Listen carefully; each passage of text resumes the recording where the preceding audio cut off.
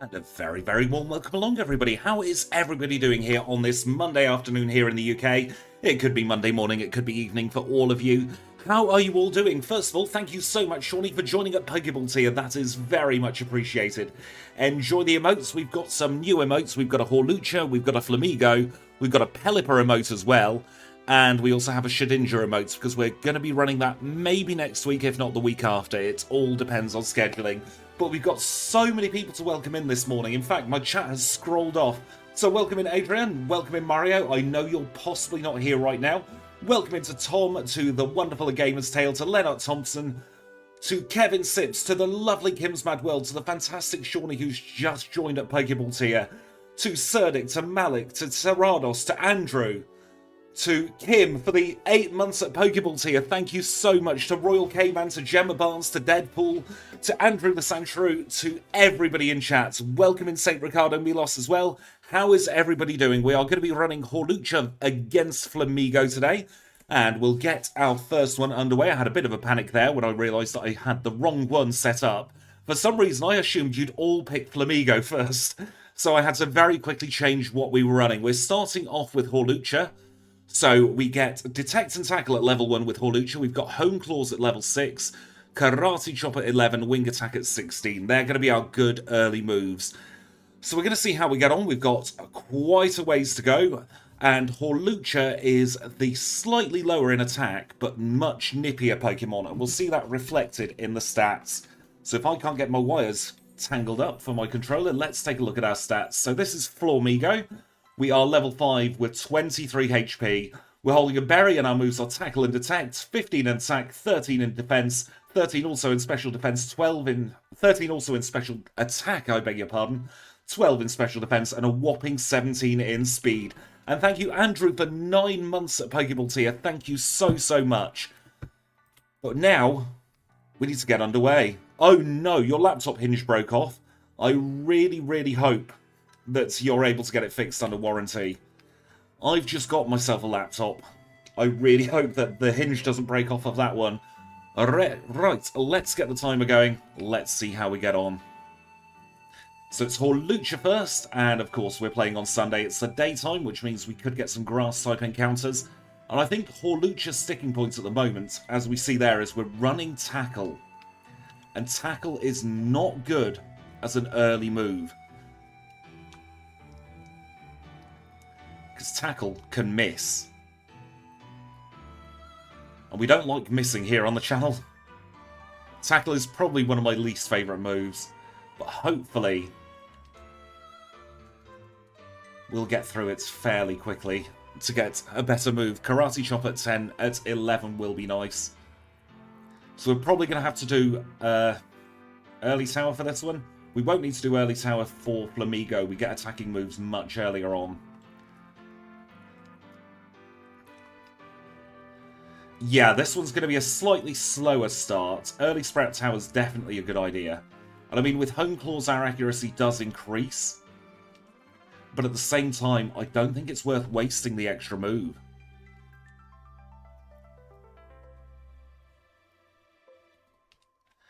I doubt Detect will help with anything. It's just there to take up space.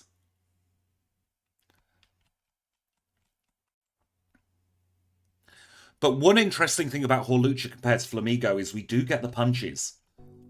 We are going to be able to punch our way through a lot of those places where we would otherwise have to rely on our physical attack. Because our special attack isn't terrible. 74 is more than cromulent. So that gives us access to Ice Punch, to Thunder Punch, to Fire Punch. Home Claws, I believe, raises your attack and your accuracy. So it is a very worthwhile move later on, say if we're running things like High Jump Kick. But at this point, it's really not worth it. You can see even with a string shot there, we still outspeed. So speed is very much our best attacking stat, or our best stat, I should say, at the moment. I'm still waking up, I'm still warming up. Had a very, very nice hangout with him and the lovely Shawnee just before stream. But my brain is not firing on all cylinders. So yes, Flying Press will work as a dual flying and fighting type in this particular ROM. That was coded by the lovely Snowy. Snowy made a lot of hard work into getting Flying Press in. I just want to get to level 8 here. I mean, everything's your fault, Kim, you know that. One more encounter should do it, unless it's something really, really pathetic. There we go, level 8 acquired. Don't think we'll bother with a heal. We've got 19 PP here. Let's get into it. Rival 1, he's got a Totodile. So we will raise our attack here. So it should mean that tackle is now 100% accurate. And we're through the rival. You know what, with Home Claws we might be able to skip early Sprout. Because that Pidgey doesn't have a flying type move. So we can set up on the Pidgey.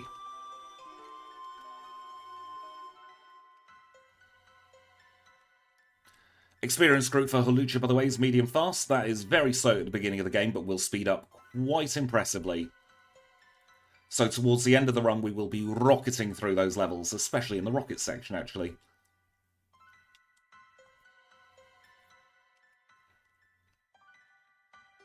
I hope you all like the new emotes, if you are the channel members. I'm going to try and do an emote for some of the more interesting backports. And also, Pelipper's just a fun one to have. 30 tackles should be more than enough to see us to Violet City now. And I'm only going to knock something out if it's a Hoppip. Welcoming Kyle666 Vegan, you are not very late at all. In fact, we're only 4 minutes 24 seconds into our first run. Nice critical hit there on youngster Joey's rat, so we can move on to youngster Mikey instead. He's got a rat and a bird, we've just got a bird. And it's a bit of an impromptu bird week this week. As it turns out, our next redo on the schedule is going to be Dodrio, so we're doing the Pelipper backport on Friday as well. So we're all about the birds this week. Don't you be saying anything nasty about the rats. I said I wasn't going to take on any encounters, and that bit me in the bum. Fortunately for us, we have a Paralyzed Cureberry, a PlayStation Network Cureberry. So I think against the Bugcatcher Wade, we're going to do a Home Claws as well.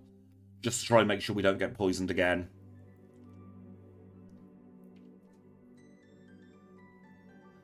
We don't want any money saved. We want to spend it all on vitamins later. Rude game. Not supposed to get an encounter there. Let's pick up the potion and let's say hello to Wade. We'll be wading our way through this battle very easily. So we will do a Home Claws here as String Shot fails. And then we should be able to sweep with Tackle. We're doing this so we don't get poisoned. I'd rather take the extra move at the beginning. And as we can see, all simple one-shots. We're going to risk it for a biscuit, and we are going to try, in big letters here, try doing Falconer's Gym first. I don't think we need to do Sprout Tower. That's just a hunch. But we will be able to see off Birdkeeper Abe here.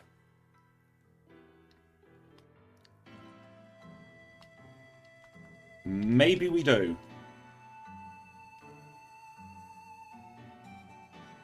Oh, it's close. I reckon with a berry we'll be fine, you know. That should be the hardest battle of that gym.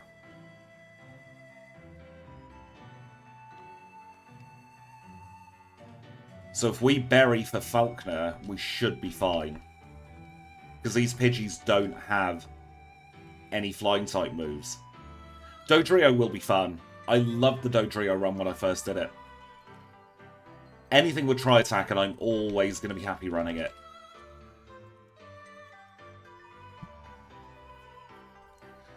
I prefer Drill Peck over Wing Attack as well, so I'm even happier there.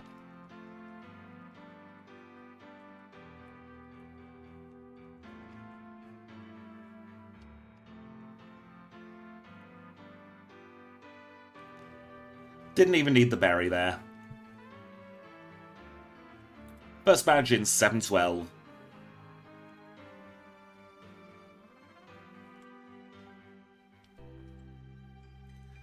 Let's now move on out of Violet City. We'll retrieve the egg and we'll instantly botch it. Botch it, box it.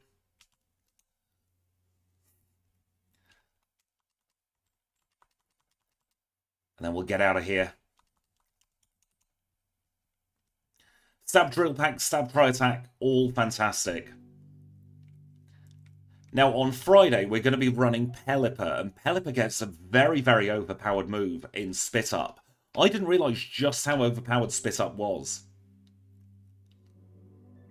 Spit Up will do base 100 power after one stockpile, base 200 power after two stockpiles, and base 300 power after full 3 stockpiles. And that is absolutely ludicrous. A really poor damage range there on that second tackle. Drill Peck does sound a lot more brutal.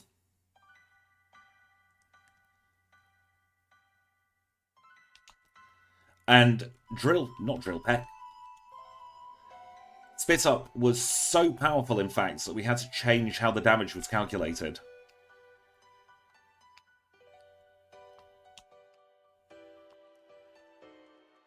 So what we're doing is we're doing it as base 50, 100, and 150 power, but we're halving the defense. So it does work out to be exactly the same.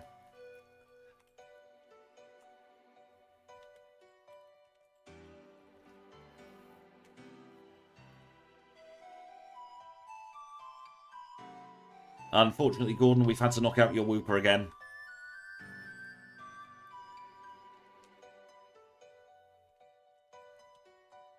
Pokemon never really knows what it wants to do with its power points. Sometimes it gets them in the sweet spot, other times it gives ludicrously high base power, or power points I should say, to a strong move. Wooper is used to it, unfortunately. We do like the Wooper though. I'm looking forward to that one's redo. Porygon's Head, definitely on the cards at some point. Although we do have the issue of how do we evolve it properly.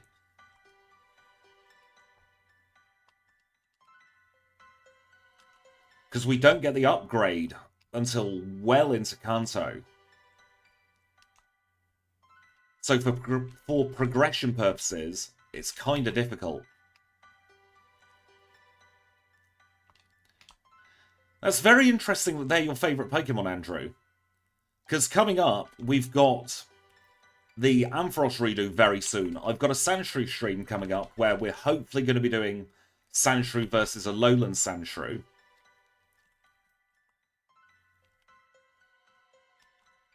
We did Politoed recently, and we've got Hawlucha now. Let's buy 5 Super Potions.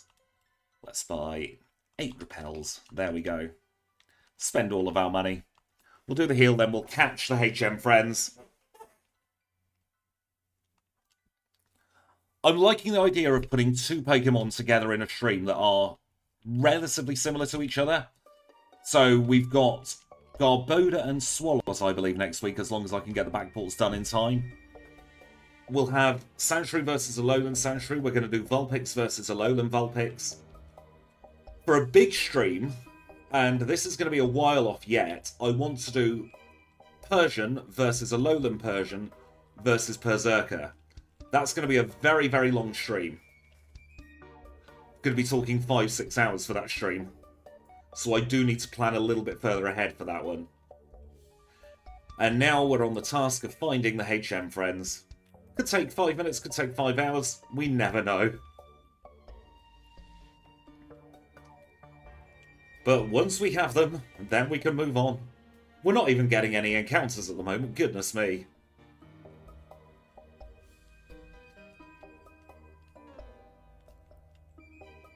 There's a Psyduck, and aren't we happy to see it at last? It's happy to see us as well, because that is a first ball catch. Let's see if Paris plays ball as well. Raichu versus Alolan Raichu will mean we'll have 2 streams where we start off with Pichu, and that makes me want to cry, but it's definitely one I'll consider. Goodness, 2 Pichu streams. The idea of it is just filling me with terror now.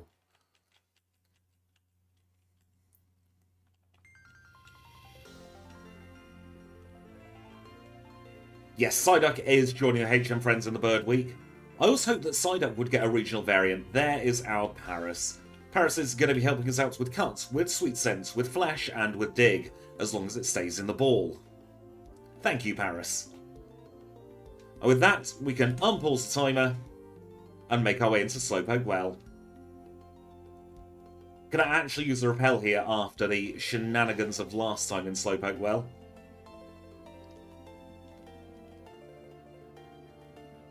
Corviknight's interesting. I don't know who I'd put it against. Because it feels a little bit unfair putting it against Skarmory. Also, it might be controversial, but I cannot stand Corviknight. It's one of my least favourite Pokemon of all time. Unfortunately, being the flying type here, we are weak. Or we are not strong, I should say, against all these poison types. So our fighting type moves are not going to be the best thing. We've got to go back to tackle. Although if we get a rat, we can karate chop it in the face.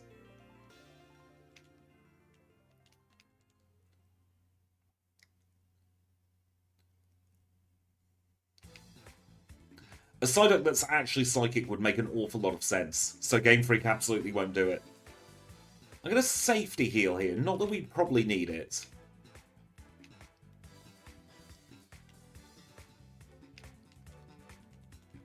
I mean, there are a few Pokemon that I really cannot stand.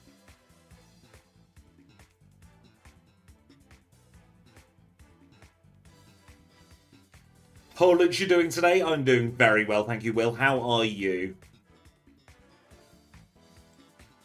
Goodness, movement, please.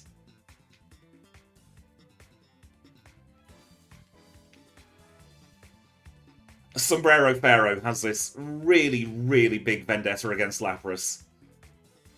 I don't know why. Corviknight versus Tinkaton would be fun. I've actually started work on the Gigaton hammer coding. And we're getting it in correctly. So it's not going to be like budget Hyper Beam. It's just going to disable the move for the next turn. There's a little bit more coding that needs done. I love Mousehold. It's so adorable, but then I really love my rodents.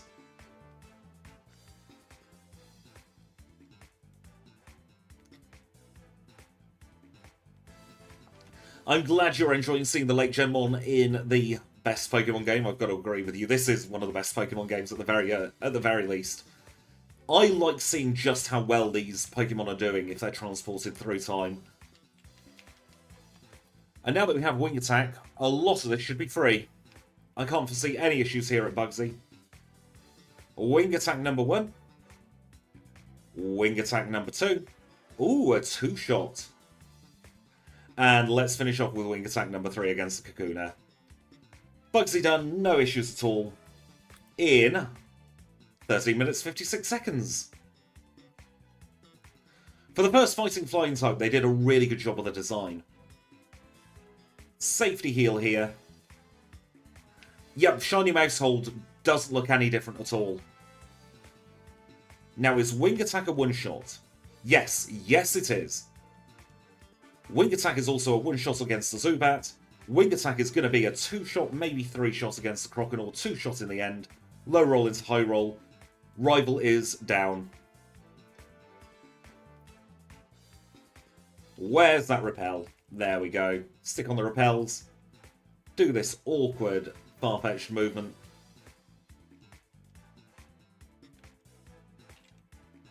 I like how they brought this back in Gen 6 with the oh, what's that Pokemon called? The dog.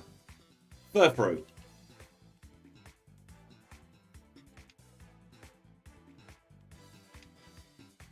Galvantula would be cool to see in Gen 2, and I mean, I did do a Spider Pokemon already. Galvantula versus Spidops versus... oh, what's that bug called? Jupiter. Could be very interesting. Yes, I'm very scared of spiders. What's with the hate for Furfrou? I think it's cool. It's a little poodle. Galvantula is actually a decent bug-type Pokemon as well.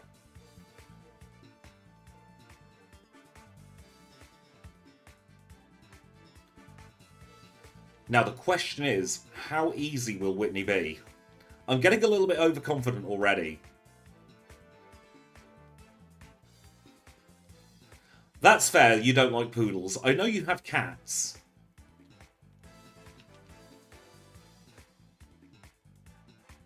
Talking of abilities, we do have Wonder Guard Ninja coming up soon. We're absolutely not going to be running that one without Wonder Guard. I do like the pain of some challenge runs, but that's even too much for me. Pausing the timer here to catch our Abra. It's a 10% encounter here, and we hope it shows up quickly. That's a Jigglypuff, that's another Jigglypuff, we don't want those.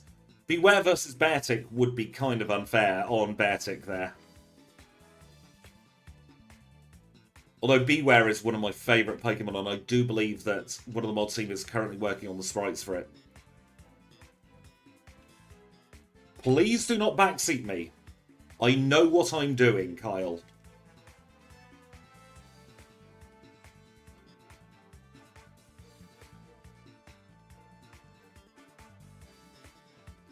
Beware versus Ursaring would be good. Because we learn Headbutt. But I was waiting until we got into the bag to teach Headbutt.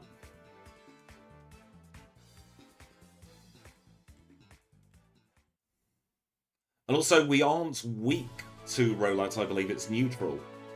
I don't like Ursaluna either. I've got to be honest, it's a bit lackluster.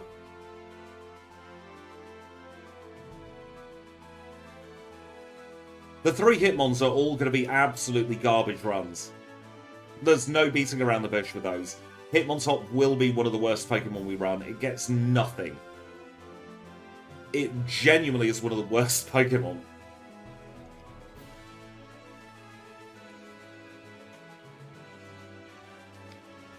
If I get the coding in for Tinkaton's signature move, we also do get the coding for Ursaluna's signature move, which is good.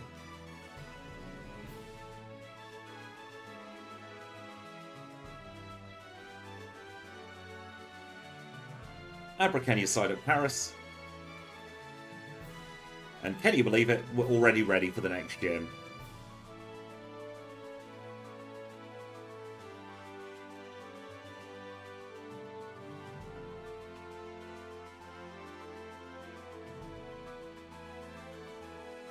The Blood Moon variant, or as I want to call it, the BM variant, is the one in the DLC, isn't it? In Scarlet and Violet.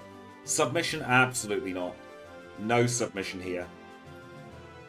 I love Ursaring. Ursaring is one of my all-time favourite Pokemon. I have a real soft spot for any bear Pokemon.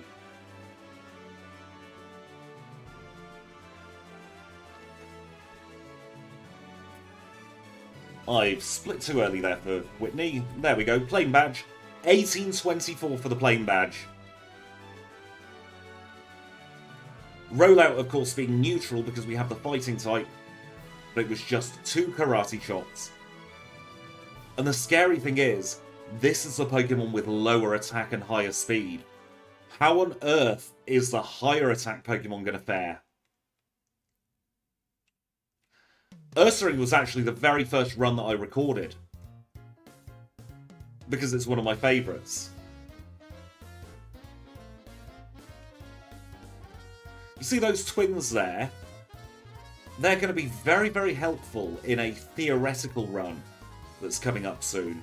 We're doing theoretical quickest possible Smeargle. I didn't actually want to go in here. So theoretical quickest possible Smeargle involves relying on Whitney's Clefairy for sketching Surf. And then you rely on that one there to sketch Return. I love Hitmontop, he's just terrible in Gen 2. He's got no moves.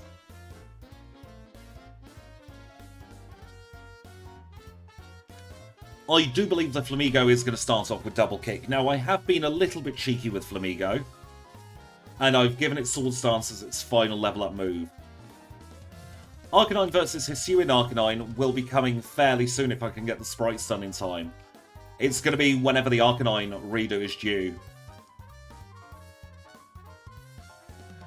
Because when we've got a redo where we have a regional variant, I want to do the regional variant alongside it. Well, that's not good. I misclicked there. Oh, we survived on 2. Thank goodness for that.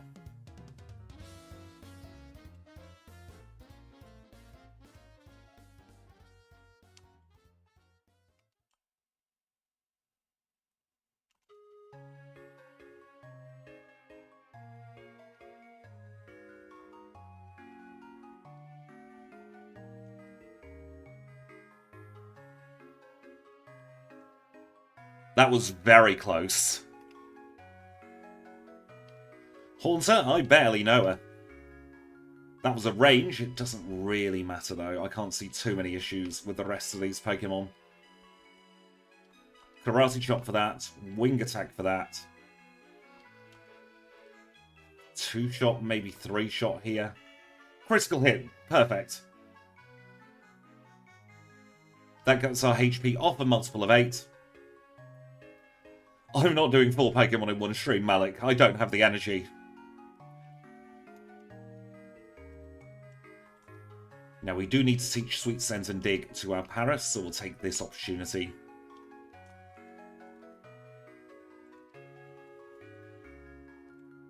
So, Sweet Scent. That'll do for now. That was a very nice crit, wasn't it? Saved a little bit of time, didn't really save any danger from being knocked out. But it's always good to have a nice crit.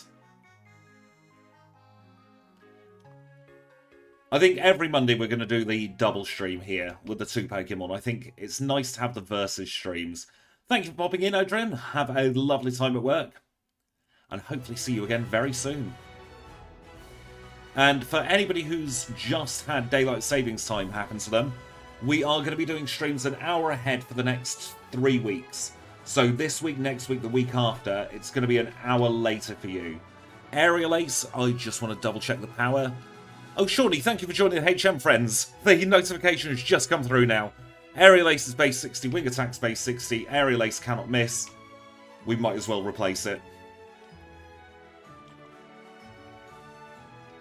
Oh! Oh dear. Anybody see the error on the overlay? I'll get that sorted in just a hot second.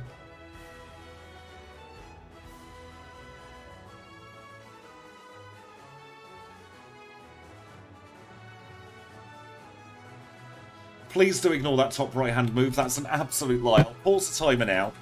I just need to edit a very quick file. Hawlucha.yaml. Is this the correct one? Yes, yes it is. So, Razor Wind is not Razor Wind, it is Aerial Ace. Load the mapper, reload the mapper. There we go.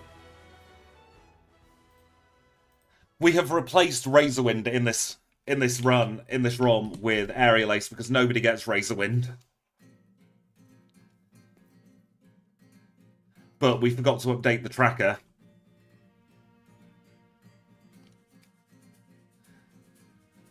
I'm risking it too much here. Hypnosis, please miss. Oh, no. No, no, no. Alright, that was a risky misplay. It was under 50% for Hypnosis to hits. Yeah, we have Mapper YAML files that read from the RAM in GameHook. Those of you who have heard that GameHook is gone, it won't affect my channel personally. Fortunately for me, I do have everything backed up. Razor Wind is a terrible move. That and Skull Bash.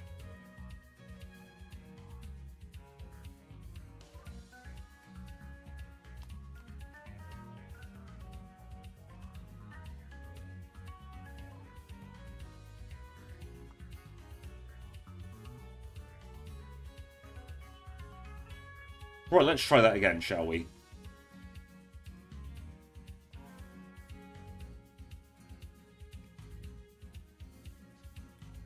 Exactly, the damage output of Razor Wind is awful.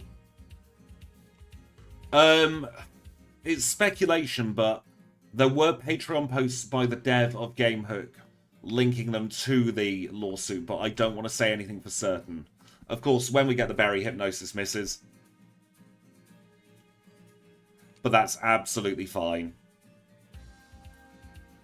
Still 24.47 for Morty's badge. And RNG is going to screw over every run somewhere. It's next to impossible to have a fully perfect run. So I'm not that worried about that.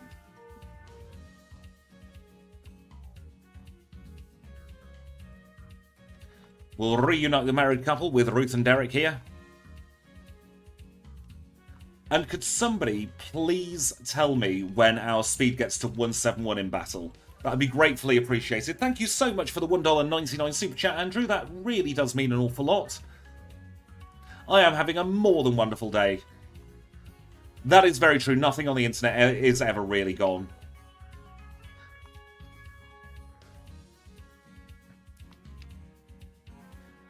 That's why when I do the backports, I only ever share the patches. So I will not share a full ROM, but if you do want any of the patches for any of these backports, I'm going to be sorting them out on my Discord. So if you are interested, then feel free to join the Discord. And then we can get some challenge results done.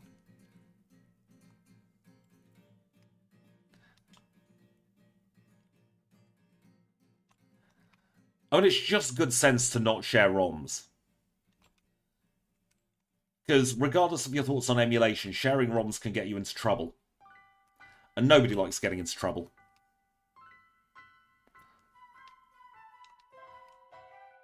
Thank you for the Discord link, Kim. I'd be very interested to see a lot of your lovely people's times on some of these backports. So I'm by no means the best Gen 2 player. I try my best, but I'm set in my ways with some of my routing. Yes, exactly, especially when the Switch is still being produced. Welcome in, Dragon Princess. How are you today?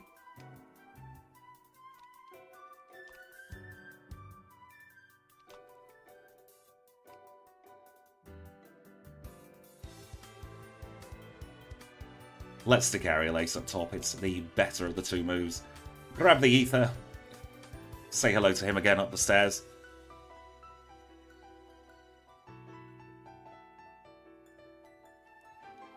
I'm doing very well, thank you.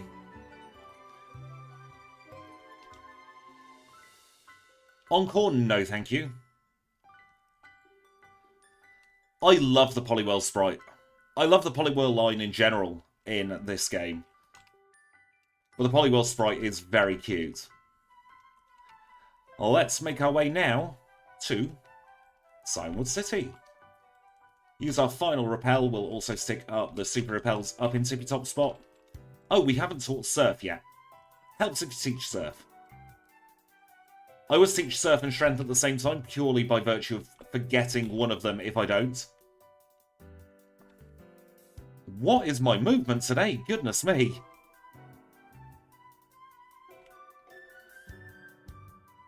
Like an alcoholic in a thunderstorm there. Exactly, only 76 years to go. I will be the ripe old age of 108 then. You never know, I might have matured into an adult by then. One of the other things that's going to be interesting to me, by the way, about these runs, is we are primary fighting type for Hawlucha. We're going to be primary flying type, I believe, for Flamigo.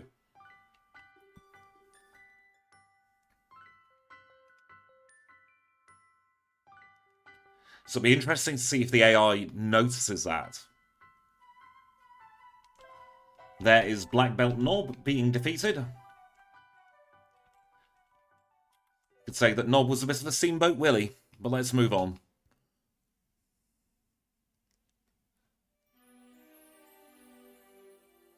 I have decisions to make right about now, and I'm not sure what decision I want to make.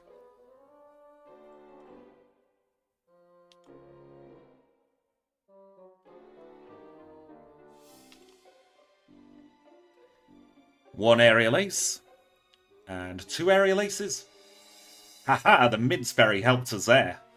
Level 33 acquired. Chuck in 2930. Good luck at the dentist. Is it at 2:30 on Wednesday?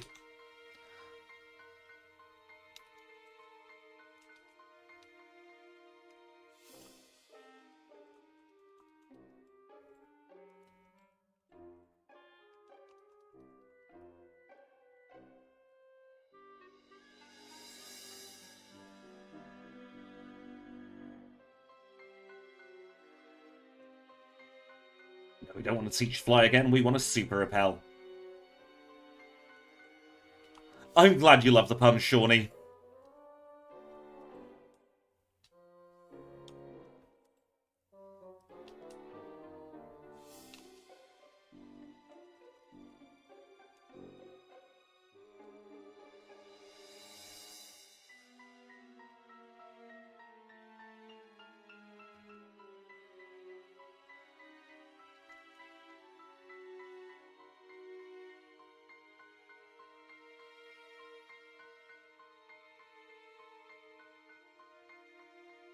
So we can get return now. Sell that nugget, sell the charcoal. Actually, no, we'll hold on to the charcoal for now. Because what I want is a couple of fire punches, a couple of ice punches. We'll do vitamins later when I know what the money situation's like. For now, though, we're on our way to Jasmine.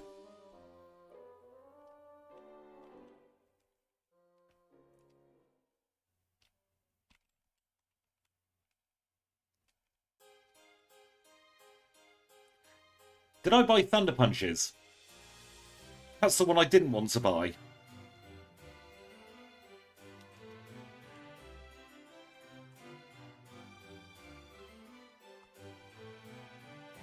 Oh dear. That's fine, we have that Fire Punch, that's the one we need now.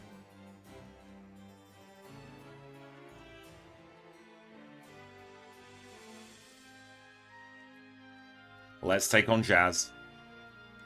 Probably won't even need Ice Punch for Claire. Maybe need it for Lance. So Fire Punch is a one-shot here. Fire Punch is another one-shot there.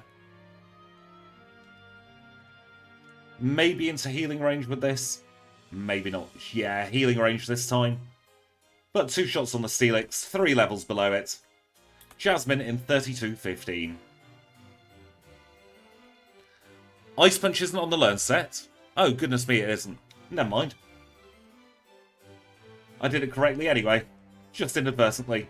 You assume if you get Fire and Thunder Punch that you're going to get Ice Punch.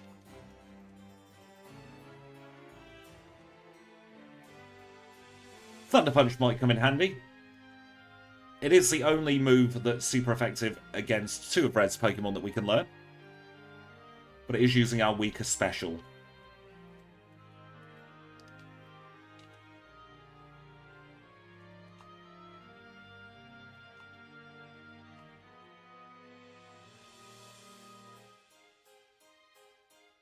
You know what they say about assuming? It makes Squidgy look silly. Yes, we've got Hidden Power Rock this time.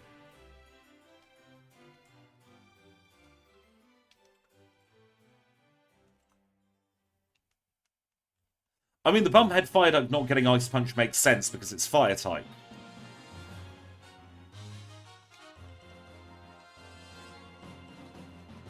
Just want to go to the Lake of Rage, really. There we go.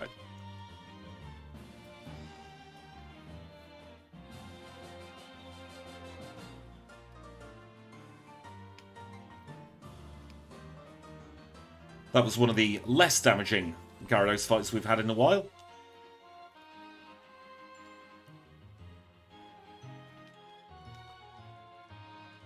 Now we can go to Mahogany.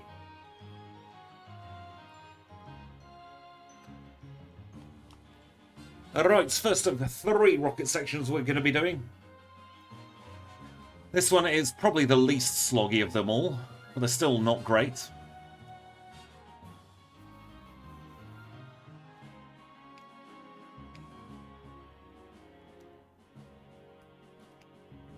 He sells low-quality knockoff secret potions on, I don't want to say any kind of specific website, just in case they're listening in, but he sells them on dodgy websites.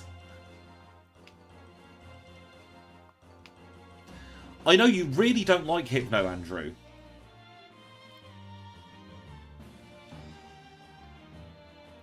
I'm not 100% sure on how high jump kick actually works in this gen. I know it changes between some gens.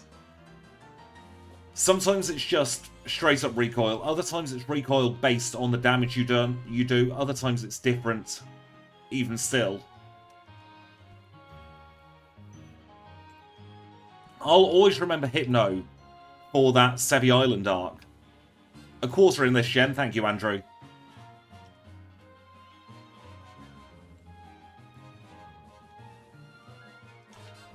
Right, we must remember to speak to this lady afterwards. She's going to give us one of our passwords.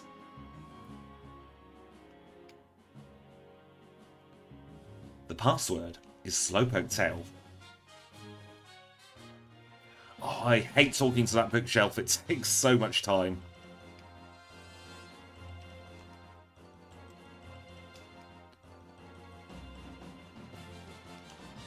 I loved the Sevi Islands as a kid.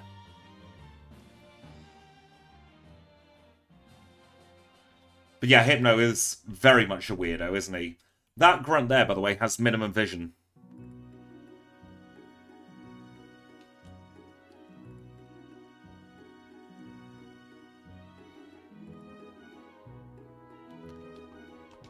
Zubat should be a nice, simple one-shot. Another nice, simple one-shot. And no need for any super effective text there, as that's another one-shot. Nearly at the end of this horrible section.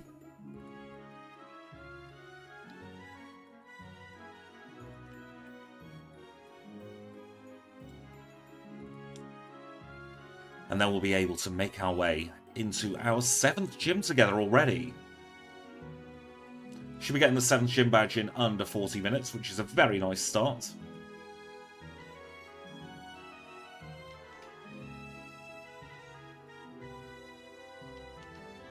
Flying Press. Get rid of Karate Chop, I think. So that would be neutral against the Gloom.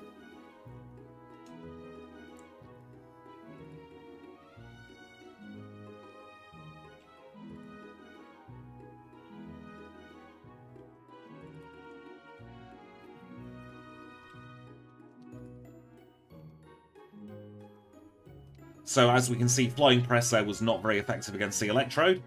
Just wanted to test it out to see if it works properly, and it does.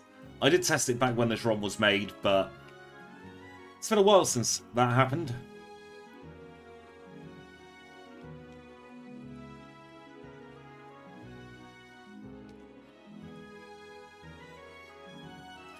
Get the Whirlpool HM off Lance here.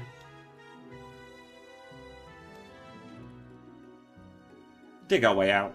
We'll do a PP heal. And then we'll go into the next gym together.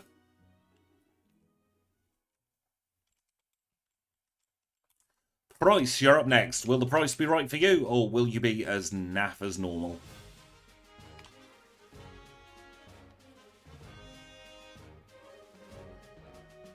Is this going to be 3 one-shots? No. Yes. Yes, it is. Goodbye, Price. Glacier badge in 38.23. We're going to get a call from Elm now. Thank you, Morgan, for your very kind words. I'm just reading them now.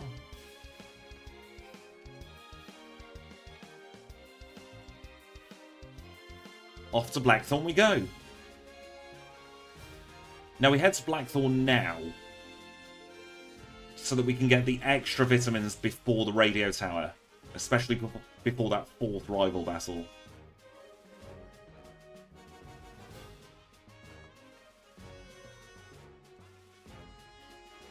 Now that we have both TMs, we can teach Waterfall and Whirlpool to our side-up.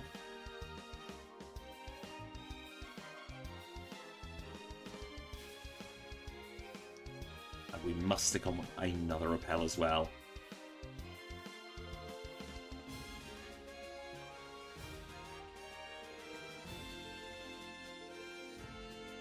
Ah, boo. No Bicycle Rock this time. We have another run coming up later as well. We can try and get Bike Rock that time.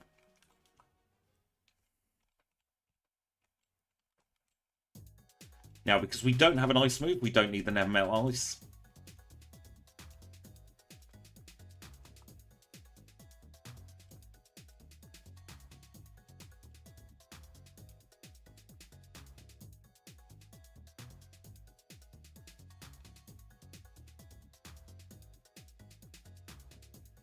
And we're out the other side. Only thing to do in Blackthorn, while we remember, is buy some Max Repels. We'll buy 12 of them this time.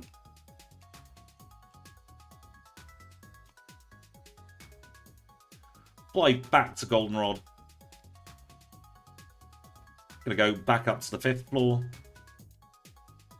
Let's see what we can sell, shall we? We'll sell one of these Thunder Punches. Not gonna need Mud Slap, not gonna need Shadow Ball. No Iron Tail, no Icy Wind. Keep Dynamic Punch just for in a pinch. No Attractor, no Rest. Keep that Fire Punch, no Fury Cutter either. What else don't we want? Don't need the Charcoal anymore. Don't need the Nuggets. Got two Proteins, 1 Iron so far. Let's buy some more, shall we? So we'll get 5 Protein. All about the attack in this run. So that's going to be 7 whole protein going into our Flamigo here. Should be more than enough to really boost our stats as we take on the Rockets. Because we're only at 40 minutes, I will take my break after the Rocket section. Because otherwise, it feels a little bit scammy doing it so early. Flying Press is only 95% accurate, which is its one drawback. But I'm sure we'll make do. Now in... goodness, still a lot of levels time. We'll be learning Swords Dance. Until then, not really sure what we're going to be doing with our learn set. Because Return's power is only 88 because we're still very low level. We're only about 5 or 6 levels below some Pokemon at this stage.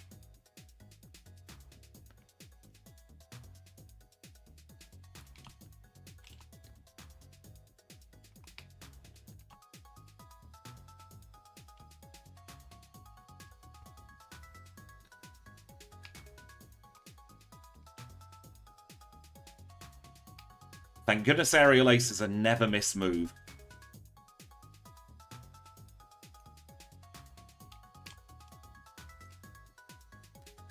That's actually going to be really handy for people like Karen. Even though Aerial Ace is only base 60 power.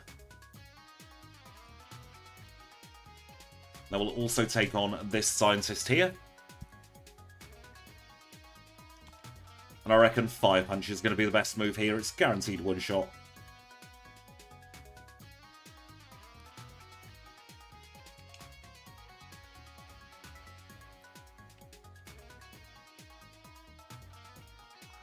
We have a Porygon trainer here, so this should be super effective Flying Press. And once we're through the Rockets, we're through the lion's share of the Poison types. So we can start using Flying Press a little bit more again. No, it doesn't get double stab, unfortunately. It just redoes the type charts. I'm meant to Ether here, and this could prove to be the undoing of this battle. I hope not.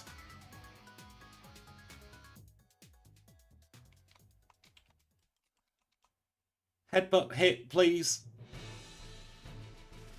With a flinch would be nice. He went boom, for God's sakes. Shows what one accuracy drop can do. Oh, that's not good for Hawlucha here.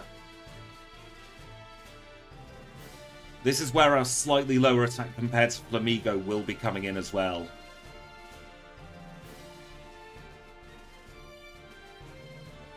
Oh, that's a very good question. Who is 4 times weak to flying and fighting?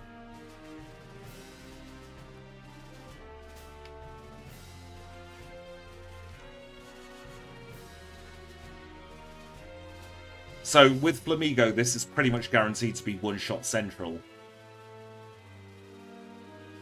But having the slightly weaker attacking Hawlucha has possibly lost a little bit of time there, even without The reset. I didn't realise our last Pokemon Center was Mahogany.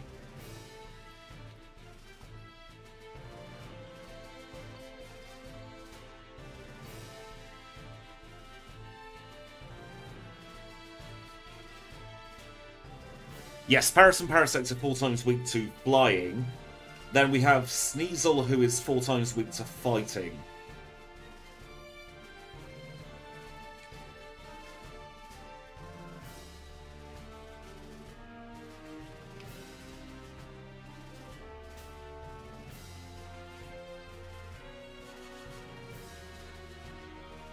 Please ignore the not very effective text there. I believe that is a slight misprint.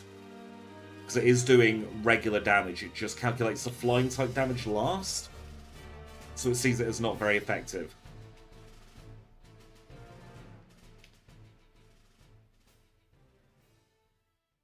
It's a bit of a quirk with the Gen 2 engine there.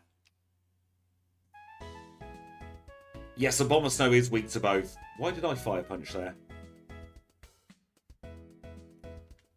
Feather Dance? No, thank you. Kinda regretting taking on Flying Press, I've got to be honest.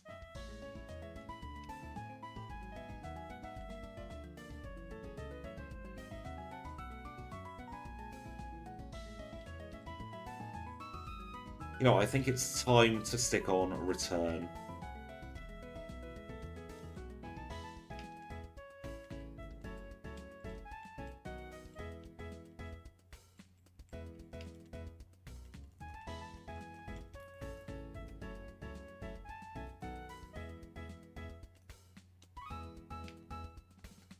At least Return is a consistent move, and I don't have to think about double type chance in my head.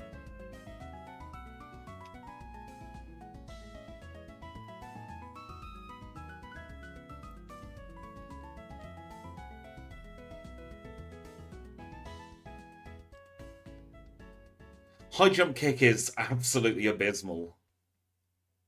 I doubt I'll be taking it on the learn set, I've got to be honest.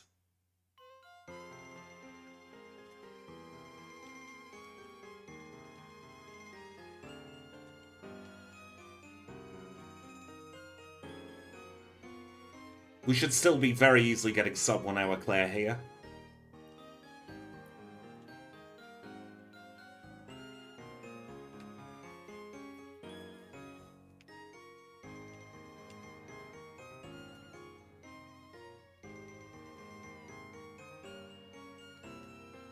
This will have the Gen 6 power.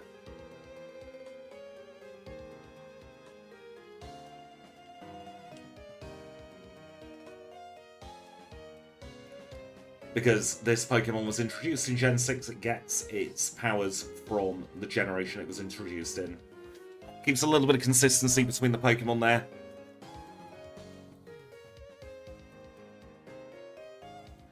So it is base 60 power. No, it's not. Is it 60? I can't read. Base 80 power. So many numbers on screen.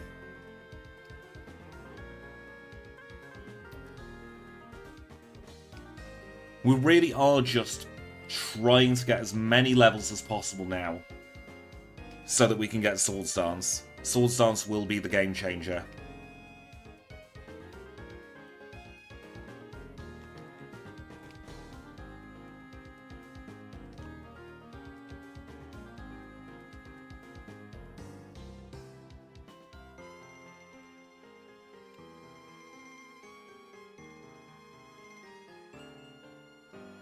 Dig our way out of here. You know what? We'll take our next break at after Claire. Where the hell am I going? Having a run really quick does sometimes throw your muscle memory out.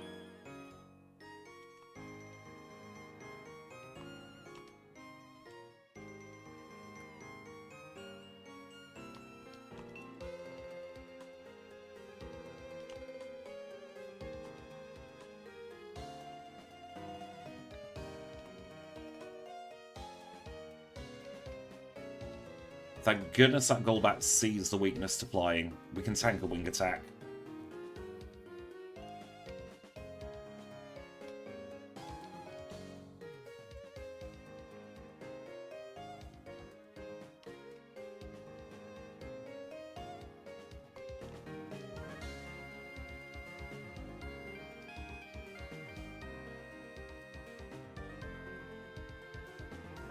The second Kecleon's going to get a redo in a couple of weeks' time. It needs a full-on redo, that one. Camerups did fairly well considering its typing, though.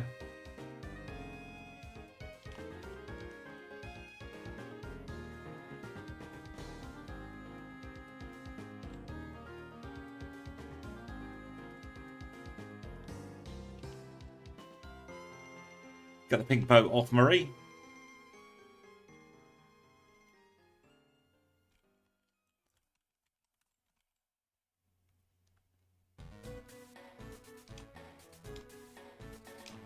And then we'll get the radio card.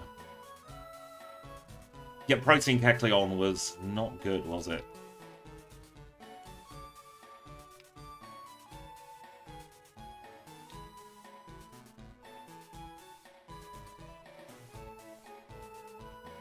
Alright, into the Dragon's Gym we go. We'll take our break after we get Claire's badge. I'll pause a new box out, and there's a greater than 50% chance that when we come back from New Box Town, you're all going to have to direct me to not go towards the HM Friend retrieval routing, because I'll think we've done the league.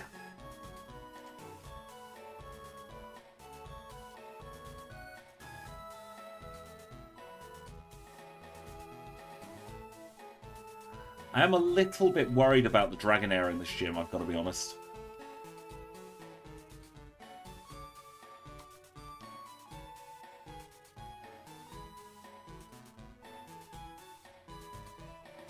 It's gonna be tight. We'll do regular Kecleon as well, don't worry.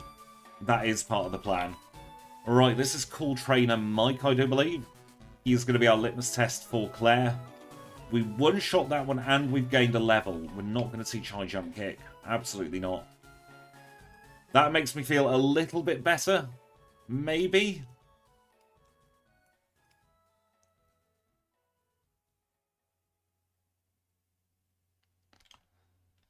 Alright, here we go. Claire time.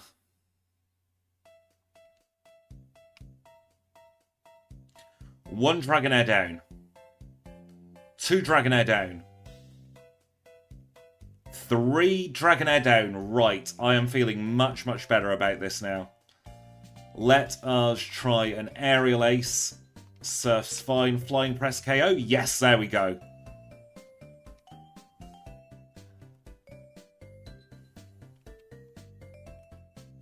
Watch as Cool Trainer Darren now paralyzes us.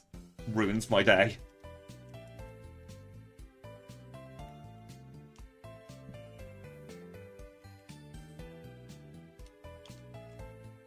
We hit, that's fine. Get the calcium. Grab the max elixir.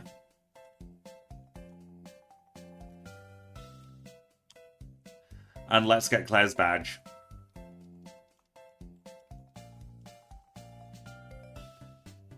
Oh no, renders crashing at 95% is always devastating. A rising badge in 53.33, well under the sub 1 hour mark.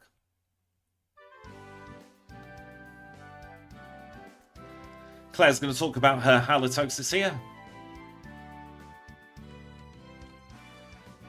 Going to get the Dragon Fang just to sell. Max Elixir. And very, very quickly, before going back to Newbark Town, I'm going to go over to Goldenrod again.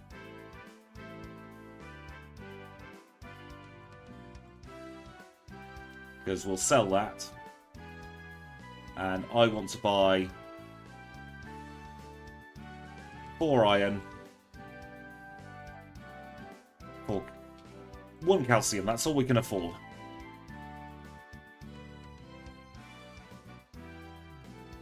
And the main reason I'm doing this is to boost up return.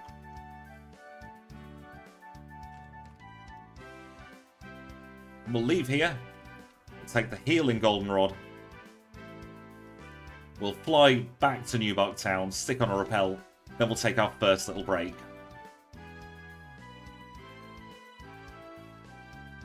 So we're pausing the time at 54.49. We're going to be on our way to the league very, very soon. It's looking like one of those one break per run kind of situations. So I'm going to be back in 5 or so minutes, maybe not even that. Need a stretch, need to get a fresh bottle of Coke Zero to have a little drink on.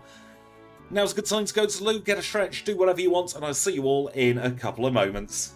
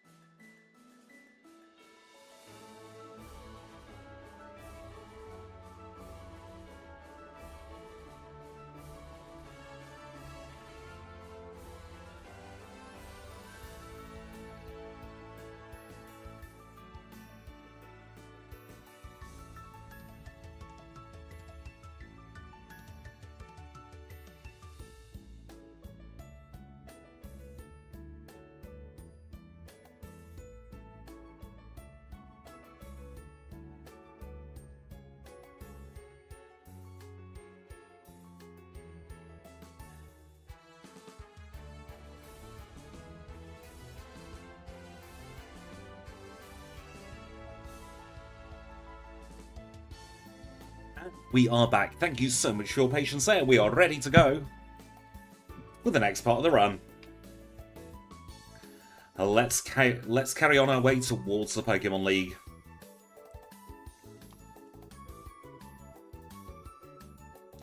I would love to see a Pokemon evolve with Burnhill.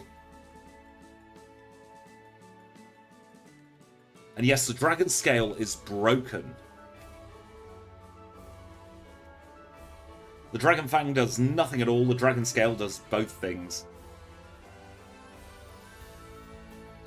Now I am a little bit concerned that we're only level 47 heading towards the League.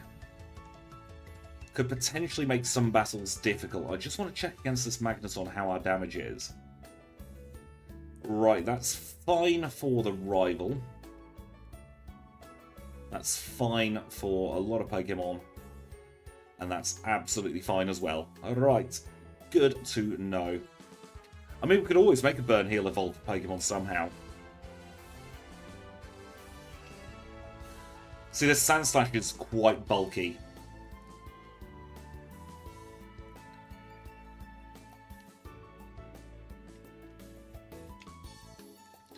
So some of the bulky physical Pokemon like Sandslash could be an issue. I don't know how you'd evolve Malamar without playing on on an actual piece of software. Hardware, I beg your pardon. Inkay and Malabar is something I want to do as a backport, but we run into the same issue. How the hell do we get that thing to evolve?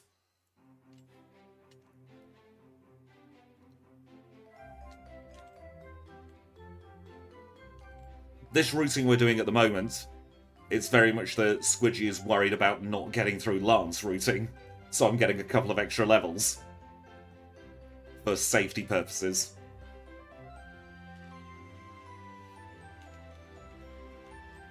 I mean, we do have the one Peruscure berry in the bag. Pescion should be fine. I think Lance is going to be the only real issue. We should get through all the others with relative ease, apart from maybe that Slowbro at will. But we will have to see how we get on there. Flying's a really good type to have in general, so I'm happy about that. If they made Magmar evolve with a burn heal, you'd just be extinguishing it. And then you just get dark with a bum head. And that's not fair.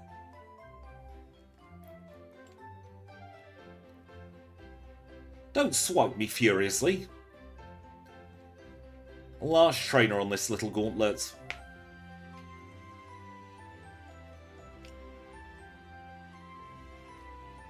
I could do that, Gemma, but I want to try and make it as authentic as possible.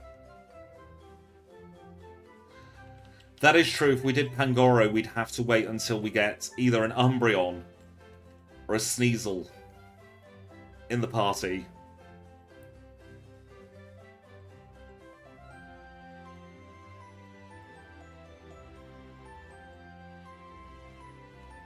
I really don't like the Victory Road movement.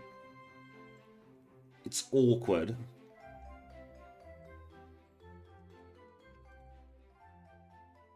No break after league, by the way, in this one. We're going to go straight through to the end of red now. So that should say super effective, which it does. Sky attack, no thank you. Golbat, return and hope for the best. We got the best. Kadabra, we might as well stick with return. Magneton will punch with fire. Haunter, I barely know her. Aerial Ace is probably our best move there. Nice crit on the Feraligatr there, getting into the league around about the hour mark once we've done our faff here. So the first thing we'll do is heal up our Pokemon. Whether we need it or not, then we'll say thank you to the HM friends. So it's thank you to Kenya, to Abra, to Psyduck, merci to Paris, and thank you to all you lovely people with the green names and some with the blue names in the chat. We'll get our full restores whether we'll need them or not. And let's very quickly take a look at our stats going through the league. We are 167 HP at level 51, holding the pink bow with Aerial Ace return, 500 flying press, 135 in attack, 114 in defense, 114 also in special attack, 102 in special defense, 156 in speed. Let's take on Will, our first league member.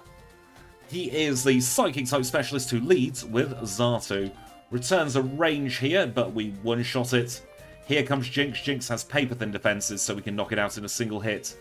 And up next is the Slowbro. If Slowbro curses, we're in a bit of trouble, which he does, because then he's going to hit us with a very strong Psychic and we get a Spadef drop. So now we really have to hope that we don't range this, which we do, and we're knocked out. That's not too surprising. It's just the RNG on that Slowbro. This is a range as well. Confuse Ray is not good. But we're through. Here comes Jinx. No longer confused, which is good. Alright. Slowbro, please Amnesia. There we go. Slowbro's now easy. It was a flip of the coin there. That means that we can get through this Xatu. Another confusion. Goodness me. But another one-turn confusion, and we don't range that time. Executor, Aerial Ace, all done. 171 speed probably was from the vitamins, but 171 is the speed of Red's Pikachu. So even now we outspeed Red's Pikachu, which is a very good start. Let's actually split for Will and move on to Koga. Koga has a lot of bug types. Interesting that he sent out Crobat second. And we're poisoned. Right, okay. It's not good, but Aerial Ace is a one-shot on this. Fortress, we've got Fire Punch, but he does protect. Fortunately, turn 1 of Toxic is weaker than turn 1 of regular Poison. He's going to minimalize here, so we're going to try our best with a return. But we have Aerial Ace. Koga's done.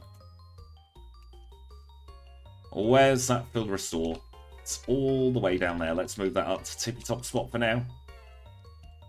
And up next is Bruno. Bruno is a flying type, not a flying type, a fighting type specialist. So, goodbye to Hitmontop. Thank you for your quick attack there. Goodbye to Hitmonchan. They were very lucky confusion odds. This should be neutral, of course. But it's goodbye to Onyx. Hate Sandstorm.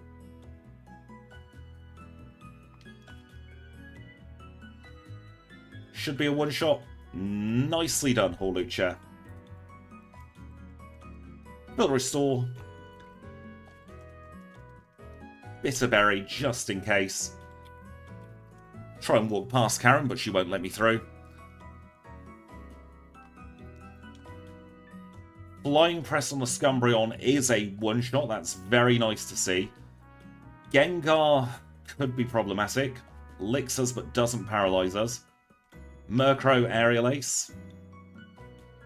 That leaves Vileplume, which is weak to Aerial Ace. And then Houndoom, I beg your pardon, should be weak to Flying Press. There we go. We are 1 level shy of Swords Dance, however, and that is a bit of a problem.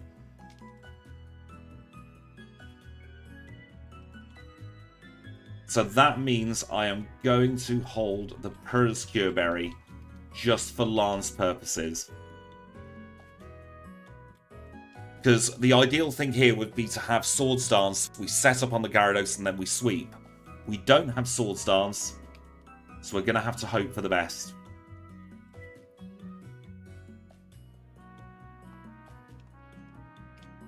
We just need one of these Thunder Waves to miss. That's all we're after. Didn't get it that time. It could just be a case of throwing the dice here, unfortunately. Nice crit there. It would have been nice to have the crit on this one, though. We're just going to have to race through these resets until we get one where it misses. Because we cannot be paralyzed for this battle. Paralysis quarters your speed. So in this instance, I think it would have been better to try and get a level earlier in hindsight. Good for a redo, though. I'll probably redo this one as a video. Thunder Rain Dance. Oh, no.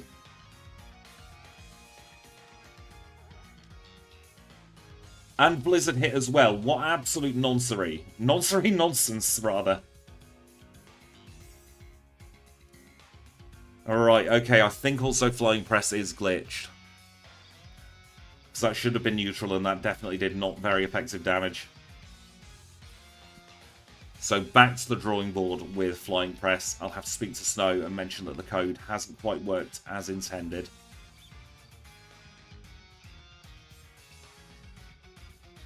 What is with all the paralysis here?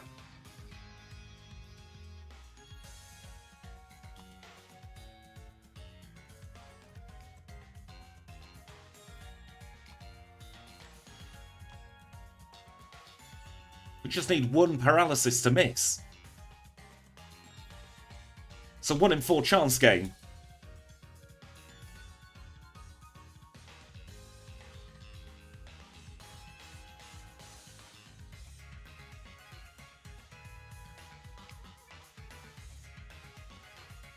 Right, we're in with a bit of a chance now.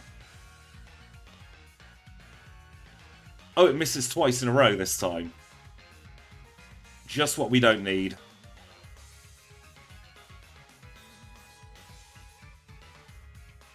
It's inevitable we're going to take a lot of damage there.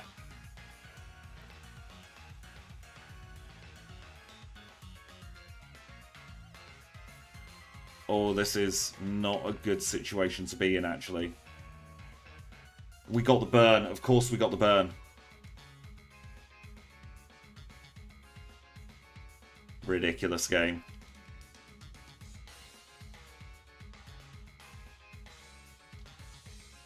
Trying to get this through this one without hidden power.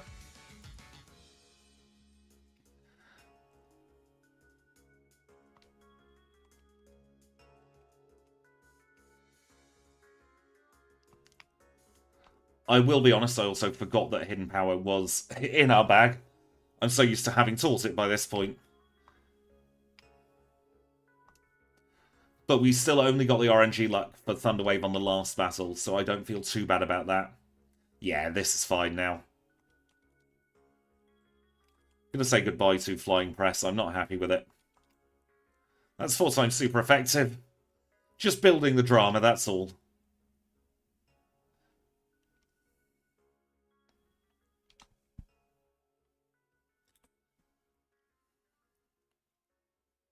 Still on pace for a very good time. 120 is not out of the question, depending on how quick, or in the 120s I should say. Let's pause the timer. We've got our league time of 107.32. Let's carry on.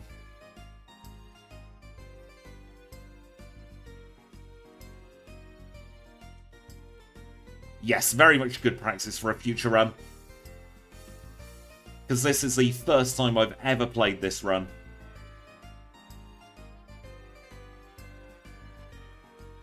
We will retrieve the HM friends, Kenya, Abrasida, and Paris. And now it's off to Violet City.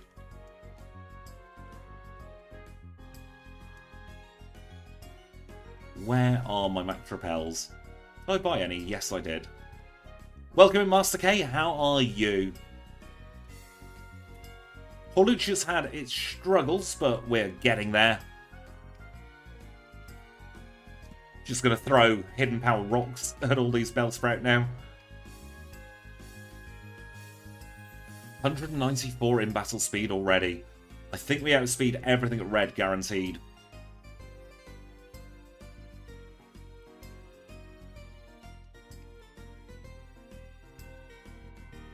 Oh, we do get to skip a cutscene here. Because the rival has now disappeared. So we can go straight to Elderly at the top.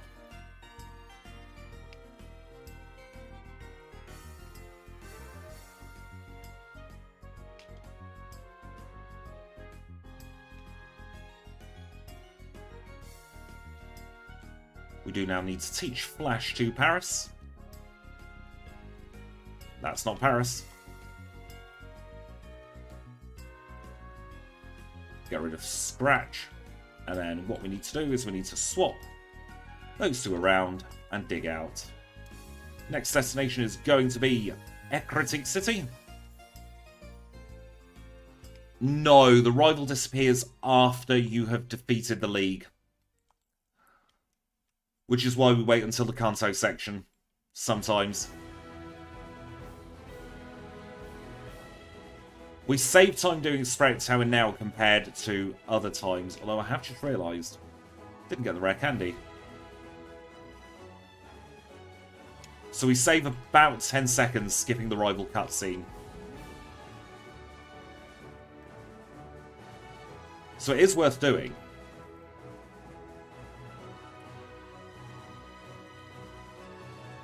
We got Swimmer Georged. Of course we got Swimmer Georged. We don't like Swimmer George. 6 Pokemon all week.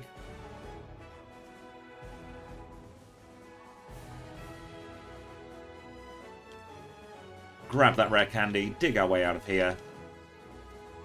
Teleports back to Olivine.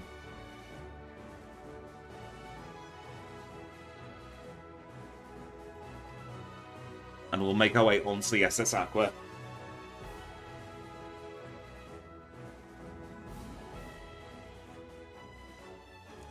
I've got to be honest, out the 2 Pokemon we're running today, I am very much more comfortable running the Flamigo run. I think I can get into my stride earlier with that one. I dream about ROM hacking Pokémon Crystal at the moment. Legit, I have had full-on dreams where I've backported Pokemon. I've gone to run them and been like, oh, that one was a dream. Oh dear. It's getting to be a little bit of a problem.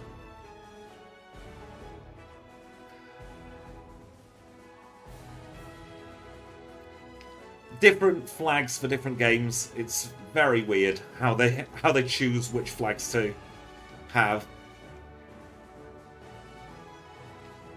And the first thing we do in Kanto is the last thing we do in Johto. We're going to get another rare candy, this time from the chairman of the Pokémon Fan Club. It doesn't make for particularly restful sleep, I've got to be honest.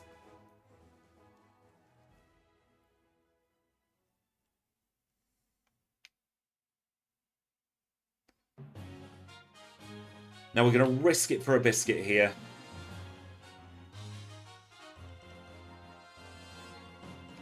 Should be a one-shot on this Raichu anyway. Electabuzz, I'm going to risk a Swords Dance here. Thunder's hit, and it's paralyzed. Oh, for goodness sake, game. Hawlucha has the potential to have a very fast runtime. It's just risky strategies.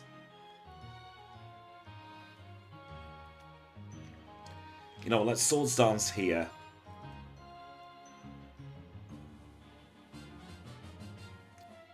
Because we want to one-shot the Magneton.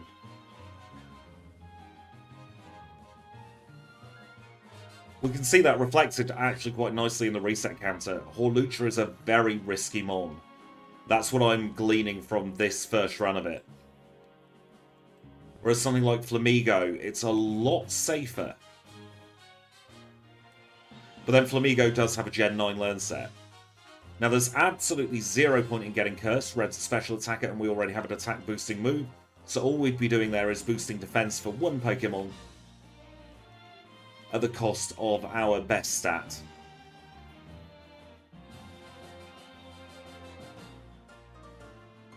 If we have time, I will try and do another Hawlucha run tomorrow after Dodrio. Take what I've learned from today. See if we can get a better time. Because there are some Pokemon where the first run is absolutely the best run you'll ever have. Pokemon like Hawlucha, I think it needs time to bed in. It needs time for you to figure out exactly what you want to do with it.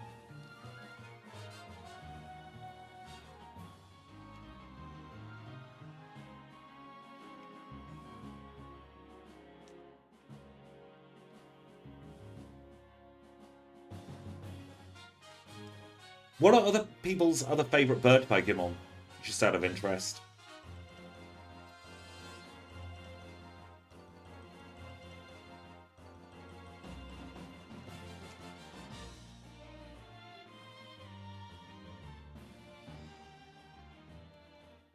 Honchcrow's a really nice bird. Welcome in, Yussi. How are you today?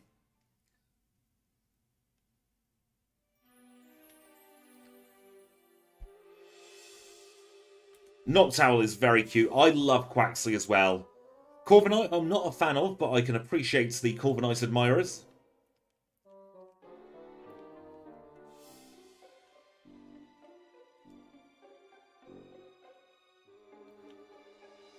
Why are you in that direction, Spinner? This has been the bad RNG run. Pidgeot's a very solid Pokemon. I love Pidgeot.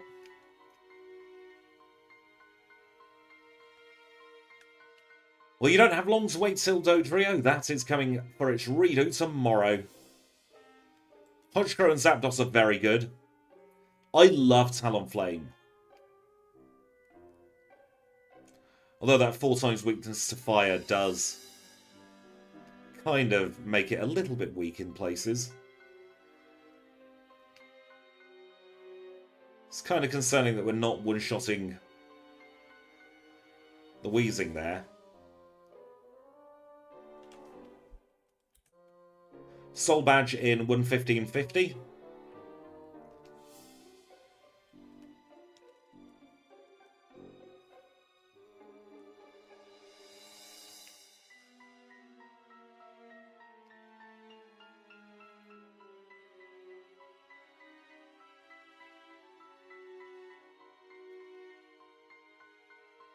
Ah, this trainer here can get in the bin. Decidueye's cool. I love Decidueye. It's my favourite starter line. Quaxley a close second. Level 60 acquired.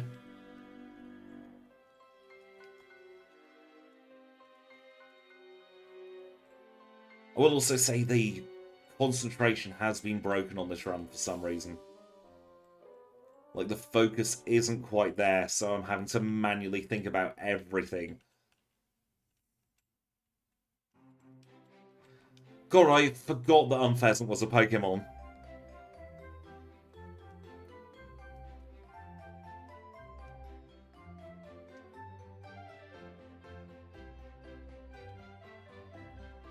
Unpheasant has two different forms, male and female, doesn't it? What do they call that? Is it sexual dimorphism? If it is, that's a great term. If it's not, we've just come up with a new term for it. Right, Sabrina time. Hopefully this one will be a smooth battle.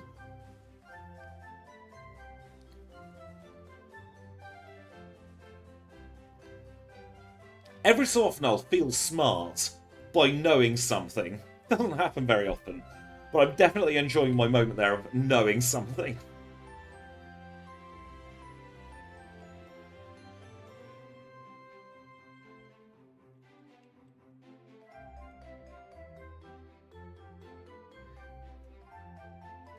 Isn't it the peacock and the peahen that have a very similar set of plumage? Where the peacock's very bright and the peahen's kind of brown.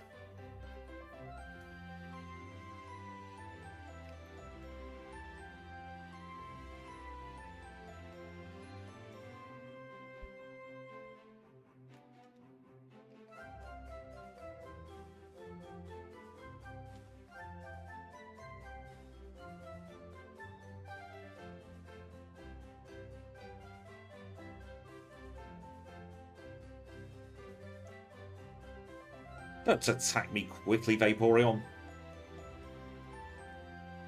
It's Joe over there for Schoolboy Joe. Where's our Max Elixir? That's a Max Ether. There we go. That's a Max Elixir.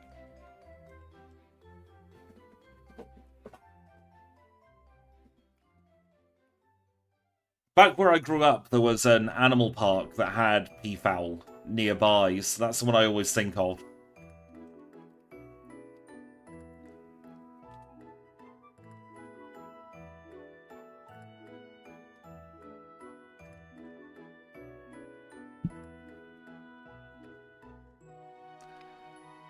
Nugget Bridge really is a slog, isn't it?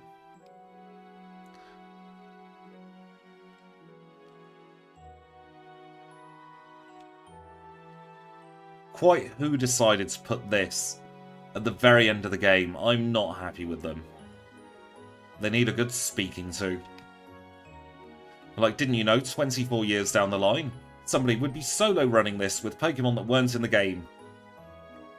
And Nugget Bridge, boy howdy. They don't like it there.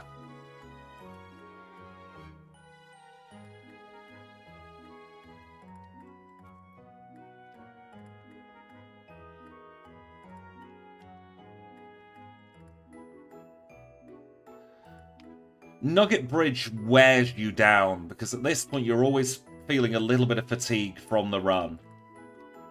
So to then have to do, oh goodness me, ranging even at this level.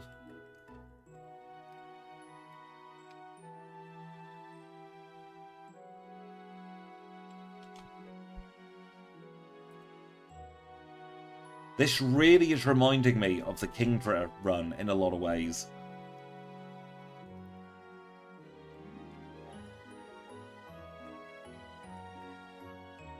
Is Bombardier dark flying? Or flying dark? One of the permutations of it. Because I haven't really thought of Bombardier for a while now, actually.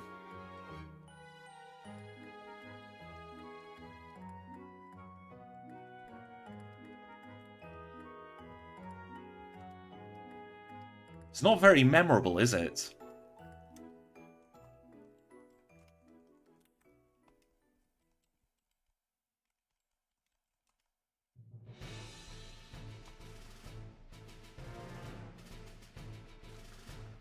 In Gen 2, there are certain situations where the type order matters, but less so in later generations.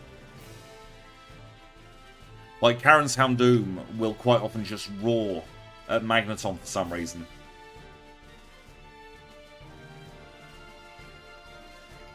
Here's our friend of the Channel 3 drill, with his 3B drill.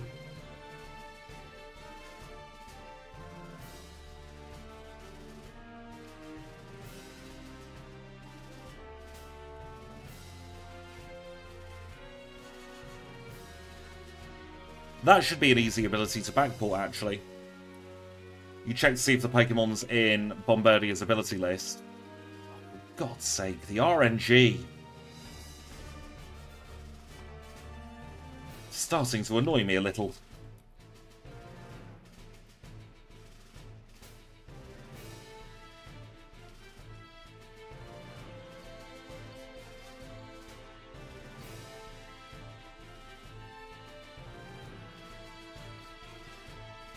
Yes, like Delmise with Steelworker. So you check against the species, then you check against the current move type. And if they both match, set the damage output to 1.5.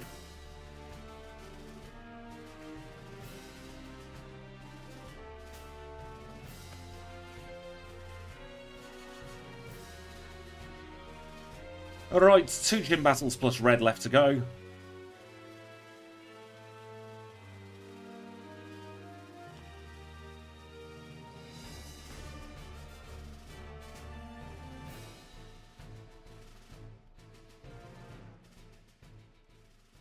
Oh, we have a Max Repel already in use, do we?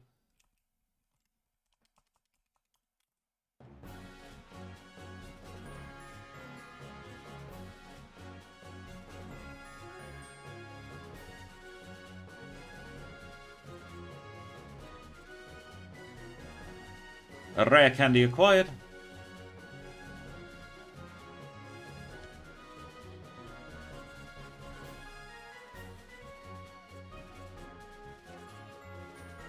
Let's see how we get on here at Blaine's gym. One shot on Macargo. One shot on the Magmar. And a one shot on the Rapidash.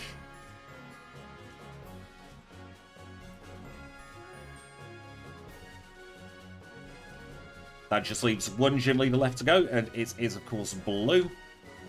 Gonna do a cheeky little heal first.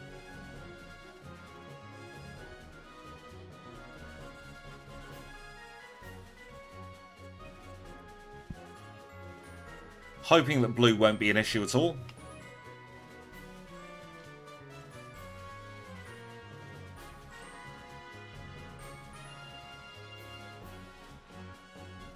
Although that mirror move wing attack did hurt.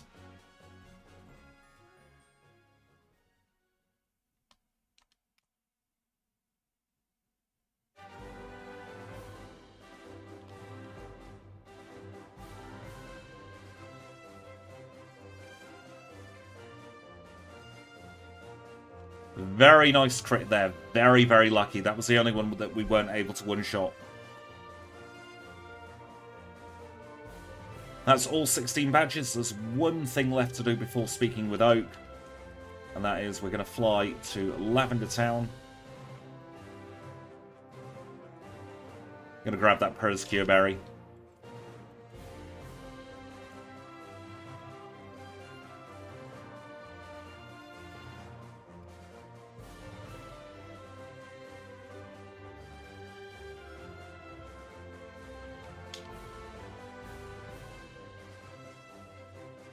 So I think we might need it against a Pikachu.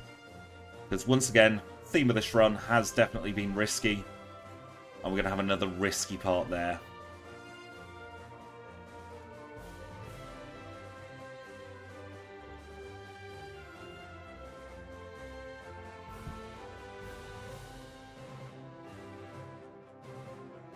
Espathra, it's not the worst, not the best Pokemon. 10 rare candies acquired, we'll stick those up in tippy top spot. We're also going to stick on the Persecure Berry right about now. Then we'll teleport back.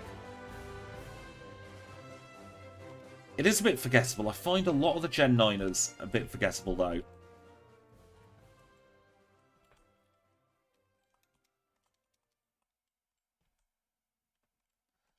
Find a repel off the run, hopefully.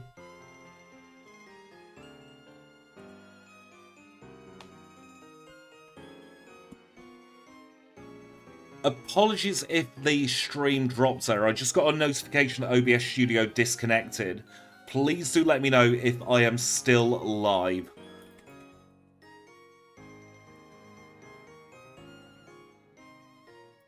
So I have paused the timer just in case. Thank you, Tom. Hopefully the error has fixed itself. As soon as I noticed, I did pause the timer. I am glad we are all back. Right, we are ready then for the red fight.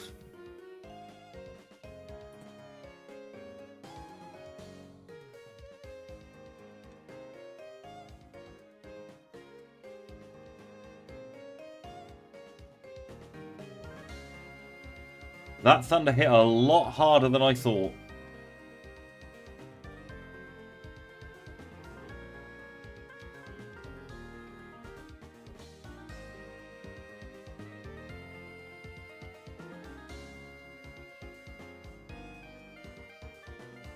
Blizzard hits. Right, okay. Where are them rare candies? We'll use 3 of them.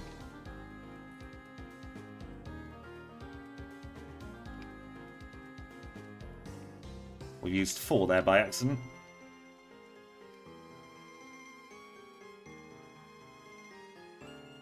Goodness, that OBS thing has thrown me a little. So we're gonna Sword Stance. Charm has hit that time. Thunder hits. We're just gonna spam for a Thunder Miss.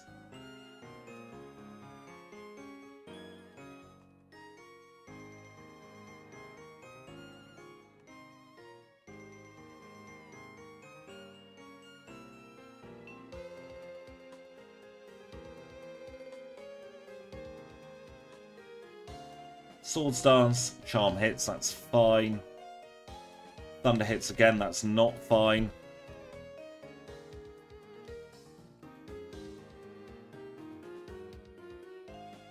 Why is this rat hitting Thunder every single time?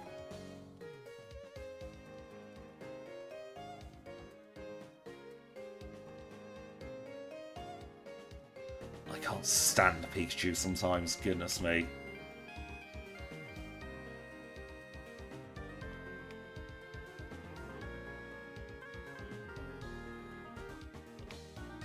This is now a range, which is fine.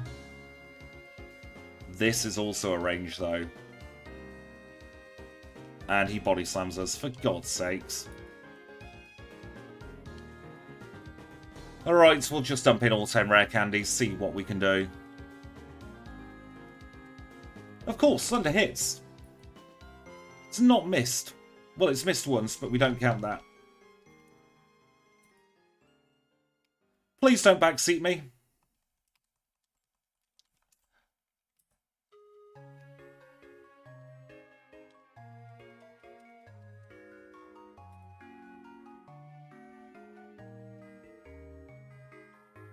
Just get that rat out of there.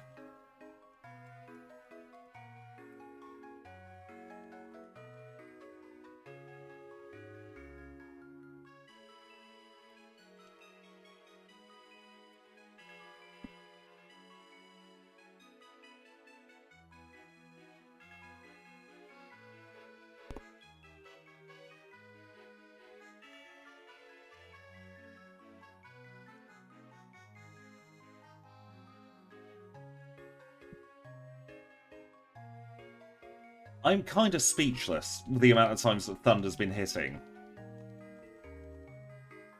There we go.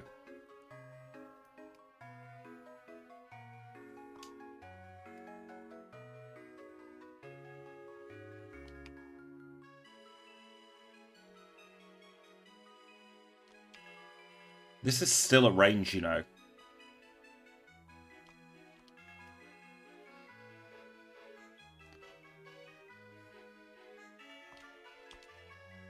There we go. 1:30.52, maybe 53.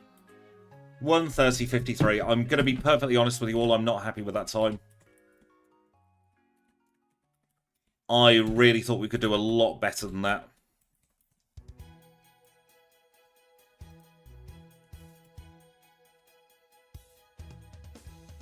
So let's stick it on the leaderboard.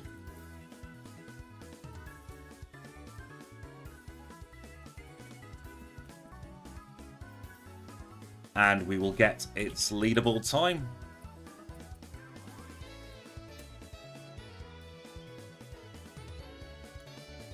Yeah, I'm not happy with that time. 1:30.53 should be low 120s, really. So we'll come back to that another time. Maybe tomorrow if there's time, if my voice holds up. But definitely within the next month or so. Maybe do a Kecleon and Hawlucha redo stream, actually. Because those are the two Pokemon I've not been too happy with. Where does it put us on the leaderboard? We are in... Oh, it's already there. 19th place. Exactly the same time as Furret's redo. Slightly quicker than Snorlax. And slightly slower than Feraligatr by a whole second. Although we are only, what, 6 seconds behind good old Ho-Oh there.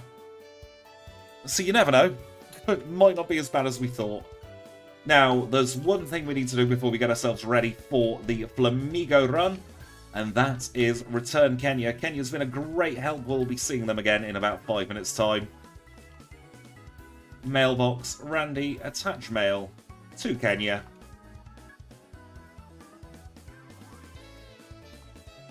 Thank you so much for your help, Kenya, in the last run. We will be seeing you again very, very soon. In the meantime, we're going to go back into the Pokemon Center. We're going to heal up. I'm going to take a very quick break because I now need to get ourselves ready for the next run. So I'll be back in a few moments' time.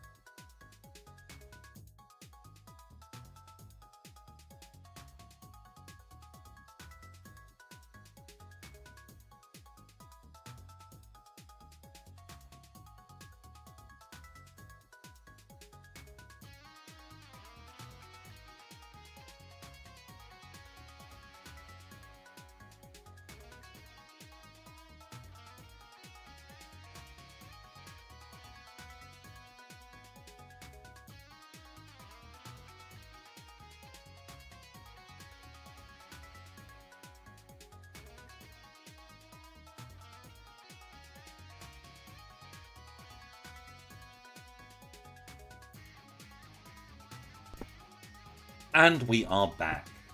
Thank you for your patience there. I was trying to get the comparison splits, but live split just is not playing ball. So we're going in with a completely fresh set of splits here. And we need to reset the reset. So we're back to 0 resets. We're back to 0 time on the timer. I think we're ready for the Flamigo run. Now, Flamigo is very similar to Hawlucha in a lot of ways. The only difference is that Flamigo has lower speed for higher attack. The other stats have minuscule differences between them. I've got to be honest, I am far more comfortable with the Flamigo run. We are also in a different experience group, which can help us maybe question mark. Who knows? We'll have to see. But we called the last one... What did we call the last one? Flamigo. This one is Hawlucha. Thank you for the compliments on the sprite.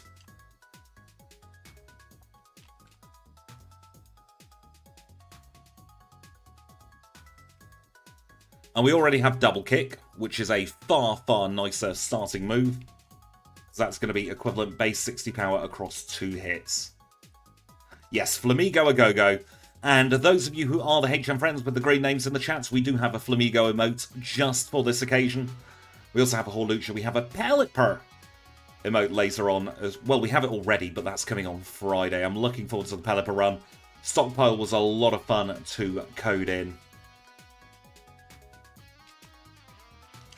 Now, having Stab flying straight off the bat makes all these bugs less of a bugbear. Yes, we have Shedinja as well for the Shedinja run. In the next couple of weeks, I need to find the perfect slot for that. And over the next couple of weeks, we're going to be doing more streams than we are going to be doing prereqs. Just because I've hit a couple of stumbling blocks on my prereqs at the moment. Trying to get them sorted, but such is life. Adobe Premiere's not been happy with me and I keep crashing again. So I think I might need to update my graphics card drivers. Oh no, we don't want to call the rival screaming. No, that is the kind of noise I was making at Adobe Premiere.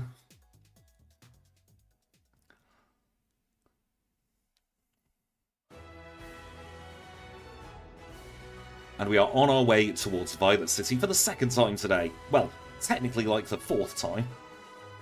But for the 2nd time on our mission to get our first badge. We're going to risk it for a biscuit again and not do early Sprout Tower. We'll try doing late Tower again. I think we'll be good this time. Wonder Guard, surprisingly not that difficult to code.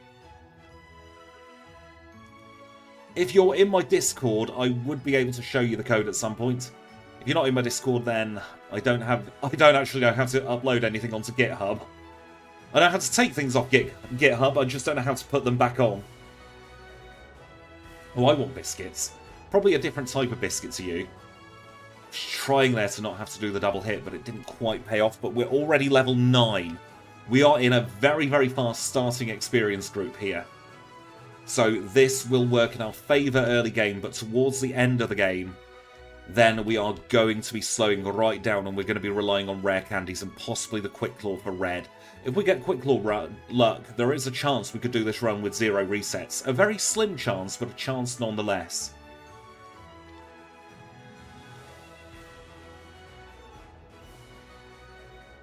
No, thank you, Mother. We don't want to save any money. We want to spend it all on vitamins later. I think we'll be dumping most of our vitamins into Carbos this time as opposed to protein. Grab that potion, not that we'll need it. We'll also grab the Bitterberry, although we're not feeling bitter about this run so far, and we're going to go straight on to Bugcatcher Wade. I like doing the bug catchers when we've got Stab Peck, because it does make life a lot easier to knock them out. And also, they are half decent stat experience for the start of the game. Oh god, there's another Caterpie. Level 11, Focus Energy, not going to be using that, it's far too RNG based. Hello, Weedle, you're going to get knocked out as well because you got in the way. Excuse me, trying to get through here. Into the Pokemon Center we go for a PP heal. And we're already level 11. Going to move double kick to Tippy Top spot. No damage on the Spearow. It's nice that we still outspeed the Spearow, even though we are slower than Hawlucha. Base 28 speed, or should I say 28 in battle speed at this point of the run, is very good still. Rod is down. Let's take on Falconer. I'm being cocky here. I've not even saved. Our level up group is erratic, fluctuating, one or the other. Gust does a little bit of damage. Not enough to knock us out.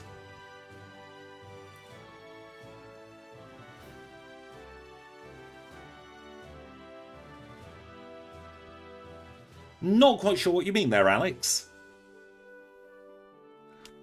Oh, I see what you mean. No, we didn't quite do it like that. We didn't make any type not super effective against Shedinja normal type. Instead, what I did was I checked the type matchup. And if it wasn't super effective, we're loading in the attack missing. Oh, we do need that berry, actually. Alright, Gordon, if you're in chat, unfortunately your Wooper's got more pain and suffering coming. But first, we'll beat up a Zubat and a Rattata.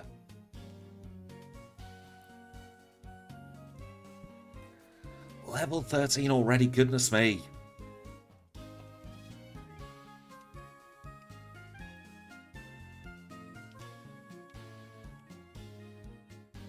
The way we're doing it as well, it means that we don't have to fiddle with the AI too much. Because the AI will see the miss. Because it will see that the move doesn't affect.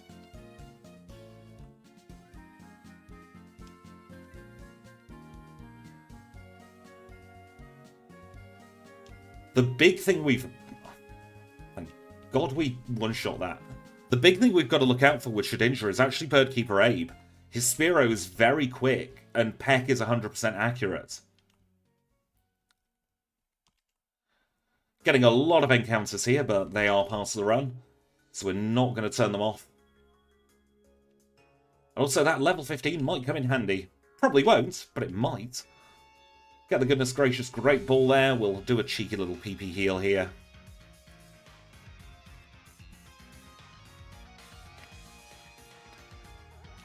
And we can double kick the pitch, actually. Got the highest number of power points in that. Red Charizard is literally the only thing that can hit us. So if we go in with Hidden Power Rock, we can just spam the Quick Claw until we get lucky there. Did we not get the Repel? Oh, for God's sakes. Yeah, any Charizard is going to be a bit of a pain in the bum. Look at that. We're knocking out the Onix in one turn. That's absolutely ludicrous. Onix with all that defense and we're still knocking it out. Oh God, I didn't even think of Karen.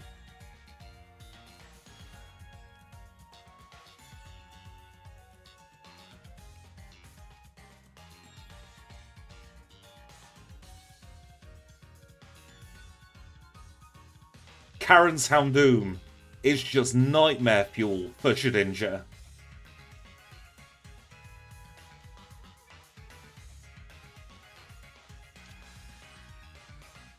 Wrong move, Squidge. Now we're getting the encounters. There's the Sandshrew. It's nice to say hello to Sandshrew, though. For God's sakes. All these encounters. Every 4 steps we're getting one now. I could have sworn we picked up that Repel. Too busy focusing on how quickly we're going is what it is. But there, we're out. Get the PlayStation Network Cure Berry. We're going to take on Hiker Anthony this time. Just want to flex. We've got super effective against both his Pokemon. We'll low kick his Geofella. And then we'll peck his Machop. And Lennart, you're not wrong at all there. We are having a very good time with Flamigo.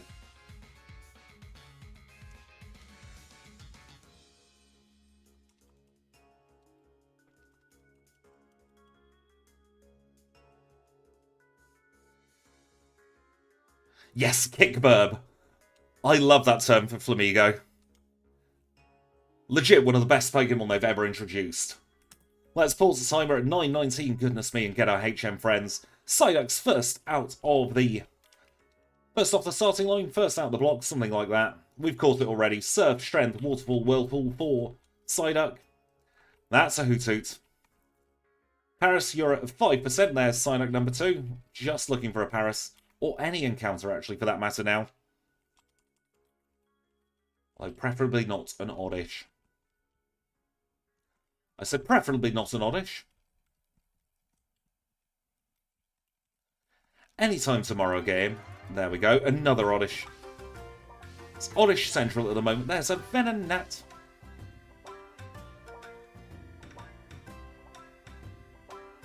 Another Psyduck. That's Psyduck number 3. We're just waiting for a Paris now.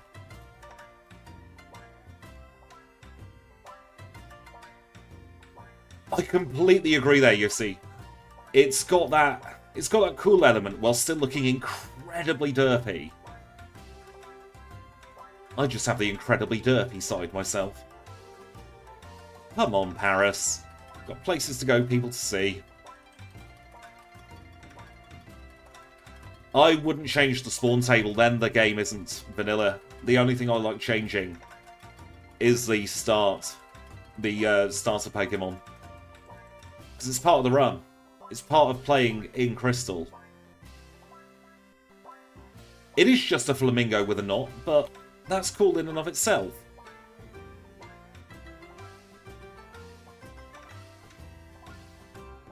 Another Psyduck, another Venonat. Venonat. Venonat.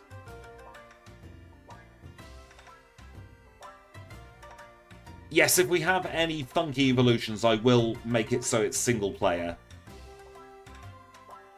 But I try and keep the game as vanilla as possible. And also, it gives us time to hang out. Oh, this Paris is really taking the wee-wee, isn't it? There we go. Just need to accuse Paris of taking the wee-wee. That's all. Yes, we all remember the Diglett Dig, trio, trio, trio. Now please, stay in the ball. I know we're talking about Diglett and it's your time to shine, but stay in the ball. Thank you, Paris. Unpause the timer, let's get out of here, get into the well of the Slowpoke variety. I've not found a shiny HM friend, but I have found shinies in the runs before. In fact, we got one on stream a few weeks ago, didn't we? Can't remember who it was, but we definitely got one.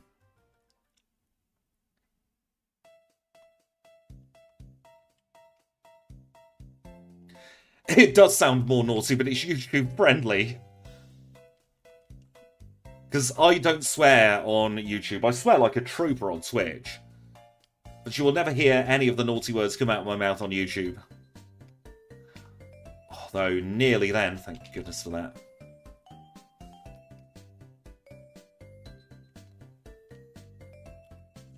We got to show you Mareep doing picnic resets in Scarlet and Violet.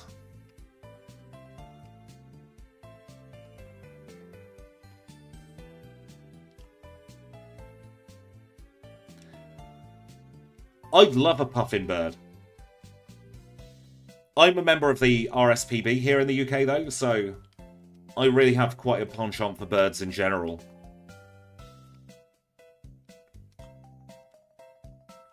Penguins, pelicans, even flamingos. I never used to be too fond of them.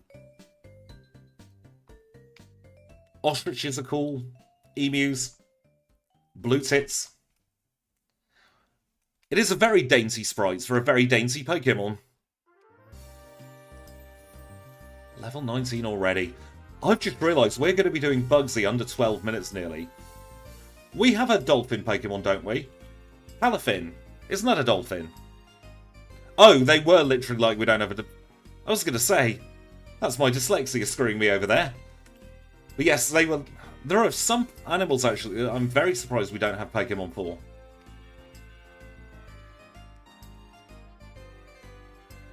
There's 3 one-shots at Bugsy. Encore, no thank you. Finizen, that's the other one. 1140 for Bugsy. Now, we are at risk of a reset here with that Ghastly, but other than that, we should be fine. I don't want to waste time with Mudslap. Although we're not at risk of a reset over there. 1 and 2. Peck. Ember didn't burn, even with a crit. There we go. Through Rival 2. Swordfish Pokemon would be cool. You think with all the aquatic Pokemon we have, we would already have a Swordfish. Repelling use.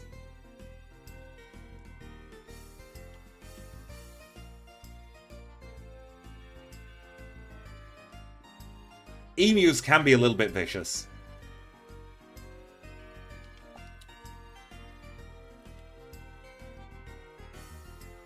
Same with ostriches.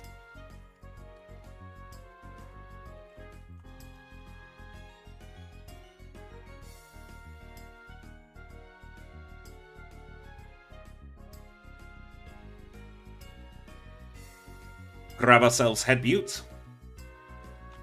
And we shall teach Head Butte in place of Focus Energy.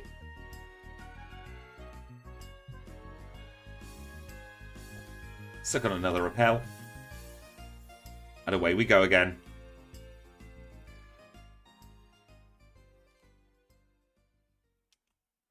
Least favourite Pokemon to fight against in Crystal? I think it'd be cheating to say Red's Pikachu, wouldn't it?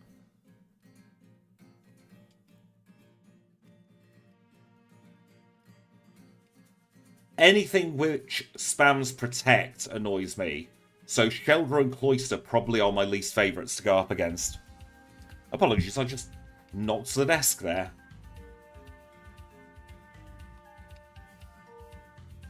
But yeah, Shelter and Cloyster really get on my nerves. Claire's Kingdra is annoying, but there are ways to go around it. Alright, it's time to take on Specsavers. Welcome in, Bob. Thank you for your very kind words there. Going to pause the timer at 14:03. And we're going to try and get ourselves an Abra. And anybody watching on the VOD, I really do appreciate your views as well. I know we don't really talk about the VODs too much, but they really are appreciated, or the views, I should say, are really appreciated. And your company, even if it's not live, is still just as appreciated. So if you are watching on the VOD and you've made it this far, first of all, congratulations for putting up with me for 2 hours 10 minutes. And secondly, please leave a comment. Welcome back, Gemma.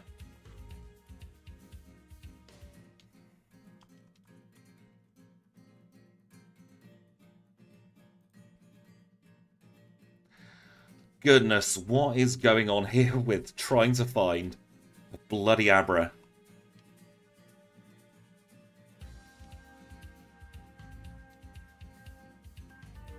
I think it would be easy. There we go, there's an Abra. Let's catch it, shall we? Flamigo is cute. You're absolutely not wrong there, Gemma. I'm pausing the timer at 14:03. And we'll go and do Goldenrod. Just Goldenrod, getting to Goldenrod in under 15 minutes. I can't remember the last time that's happened, or even if that has happened. I'm glad you leave the hospital in 2 days, Malik. Hopefully that gives you all the time you need to prep for your big move. Grab ourselves Kenya. Can you believe it? Quick show of hands. When we get to Equity, should I try the risky route or should I play it safe?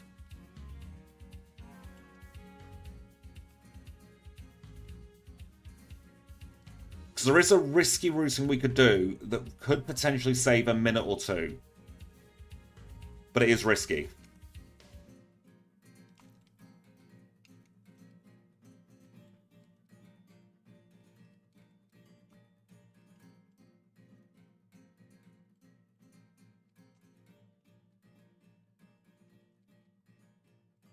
Right, you're seeming to want me to do the risky route. I will try my best. We will believe in the bird. It all depends on whether we get hypnotized by Morty's Gengar. If we don't get hypnotized by Morty's Gengar, we're absolutely in. Welcome in, Anderson. How are you today? You're in the southern hemisphere, aren't you, Anderson? Have your clocks changed at the same time as North America?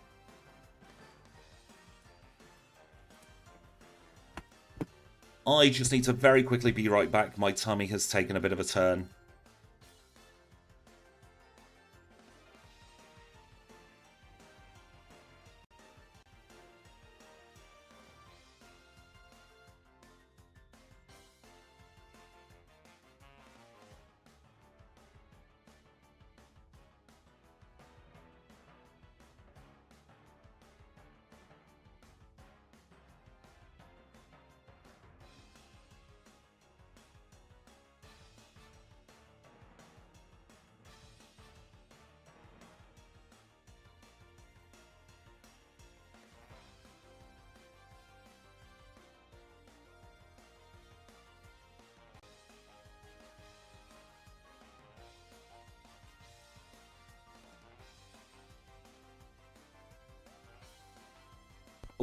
Major apologies about that. My tummy just took a really bad turn, and I thought I might need to run to the loo.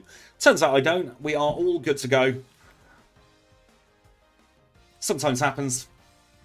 Trouble of living with Crohn's.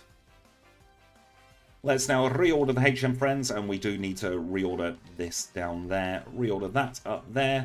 Take the mail off Kenya so we can put it back on later. And then we want that there, and that there for now. It's the first time that's happened on stream in a very long time, isn't it? And also, I'm going to be perfectly honest with you all. I didn't want to trump on stream. I didn't want to let out a big one, because then that would be clipped forever.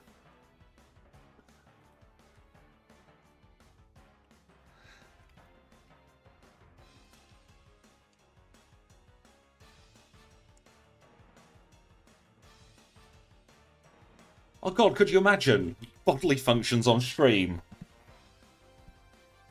Right, we're at Whitney. Gonna low kick that.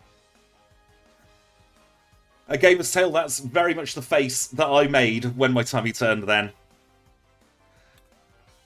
Done it again. Playing badge in 1651. My jaw's on the floor with these times. Absolutely on the floor. Done in like an hour and 10 at this rate. Can't wait for it to all go wrong somewhere.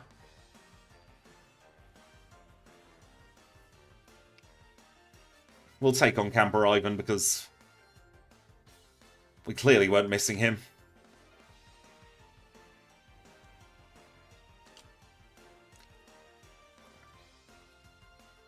No spinners there.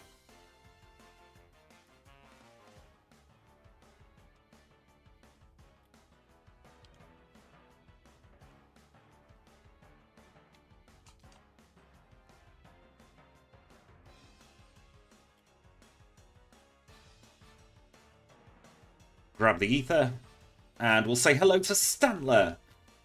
Low kick it.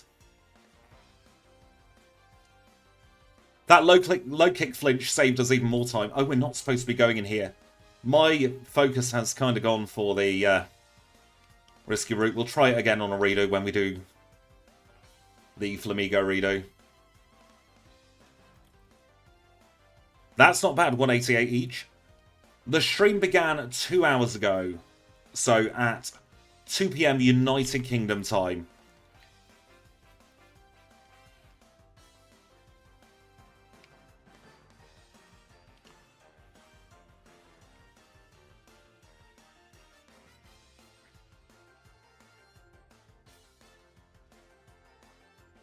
Nice two-shot there on the Scumbrion.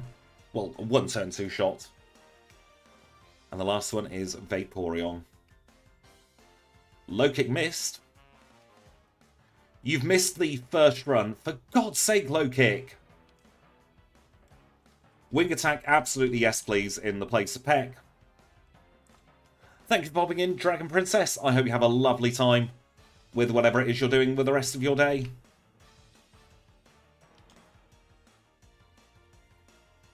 We'll grab ourselves Surf, and then we'll leave. And if any of the mod team want to move me from the channel, that's also fine. I can't do it myself at the moment. But the mod team will know what I mean. Just so that I'm not spamming voice calls there if they don't want me there.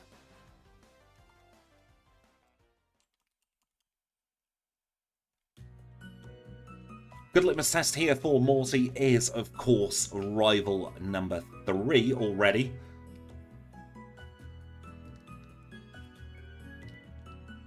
Gonna go for double kick. I don't trust low kick. Welcome in, Chad. Never apologise for being late. I hope you're having a great day. Didn't get burnt there. That's absolutely fine. Triple question mark down in 20 minutes for rival 3. It's hard not to swear at just how good this run is. Flamigo is crazy good. And we get Wing Attack, which is a base 60 power move with 35 power points.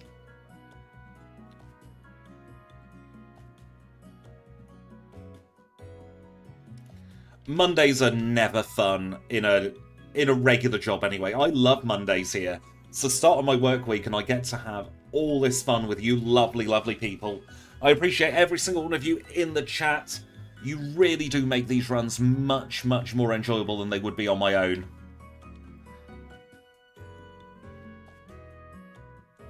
Because, as I say, we're all doing these runs together. It's all of our runs together. I'm just the idiot pushing the buttons.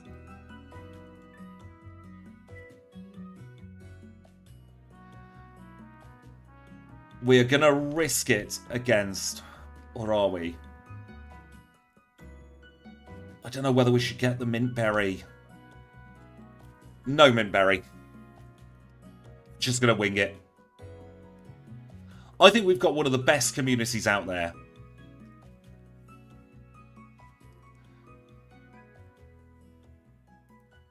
This is a range, and we crit!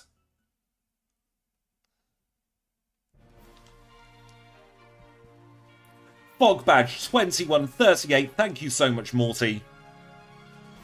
Let's go. Repel, let's beat up some people here. The learn set is shallower, but the attack is greater. And wing attack is far, far better than aerial ace. Higher power points, higher power. Double kick's a good fighting move.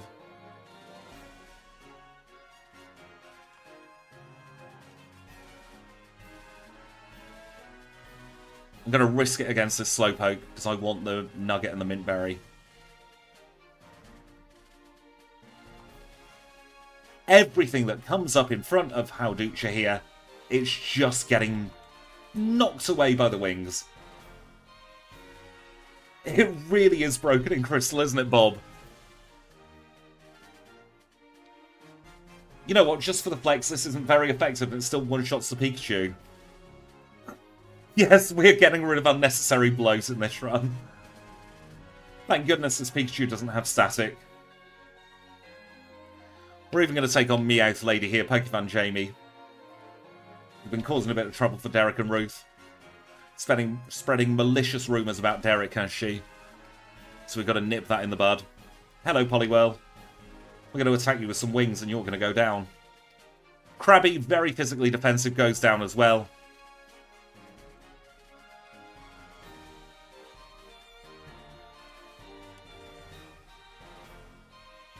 Flamigo is Generation 9, Anderson. Generation 9. Get some of those, not that we'll need it.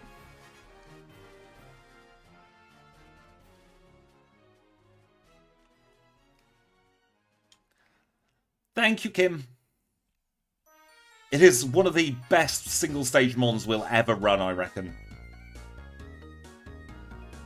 Legendaries and mythicals notwithstanding. But even then, some of those we've seen aren't that great. I've got a Noctowl here. That's a very bulky Pokemon, and it's another one-shot. This is up there with Zangoose. We could potentially beat Zangoose this time. I don't want to jinx it, but we're on a very, very good run time. Roost, yes. Goodbye low kick. We'll stick with double kick for now.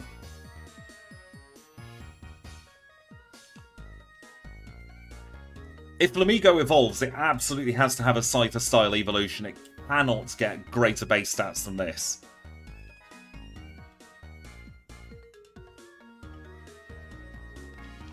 I could see some kind of specially attacking Flamigo in later gens.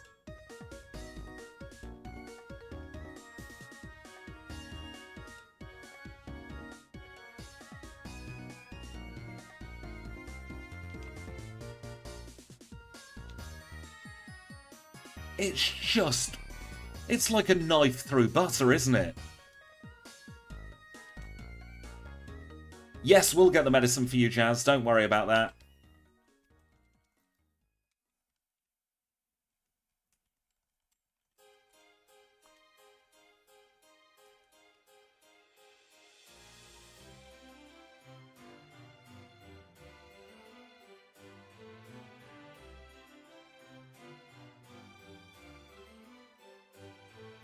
It wouldn't surprise me if Flamigo's the speedrunner's choice for Scarlet and Violet.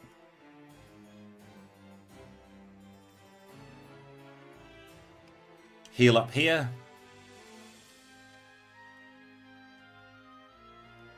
Fighting Steel would be an interesting combination. Because of course not all birds need to be the flying type. We get precedent for that even in Generation 1.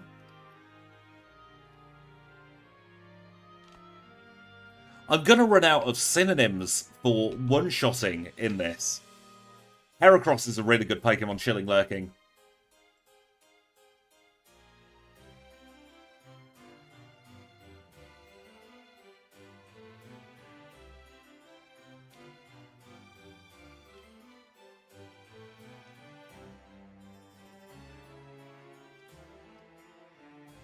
Surfetched is another one that isn't a bird. Or is a bird, I should say, but isn't flying type.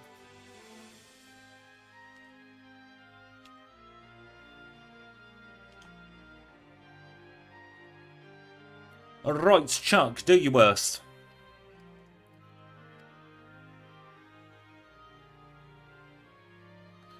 One shot on the Poliwrath. One shot on the Primate and the Poliwrath. Got them the wrong way round. Didn't matter. Still one shots both ways.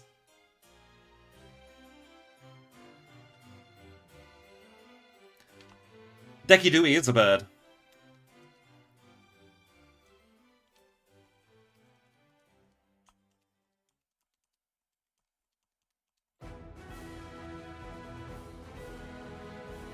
Yeah, let's risk doing Jazz now.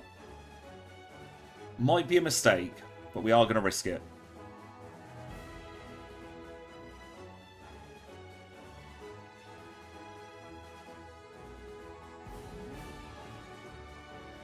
I cannot stand Durant. It's one of my least favourite Pokemon.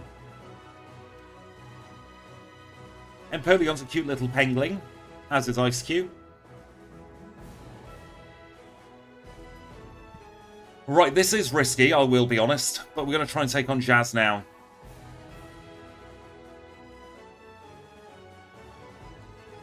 Well, we have no issue with the Magnemites. We know that much.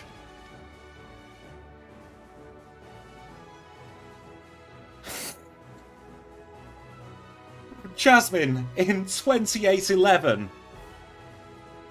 2811.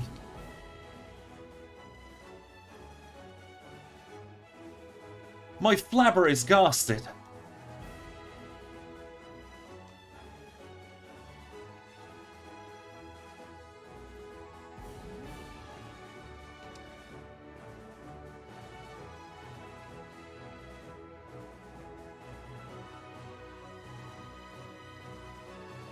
Phalanx is cool. I love Miltank.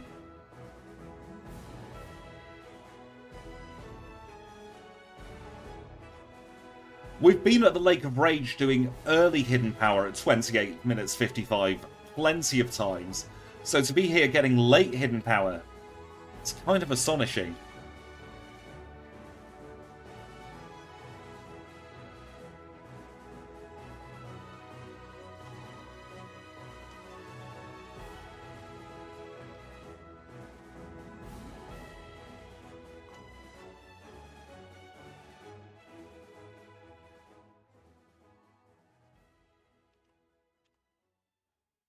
I don't want to help you, Lance, but I have to. I'm going to do a little bit of housekeeping now, while I remember.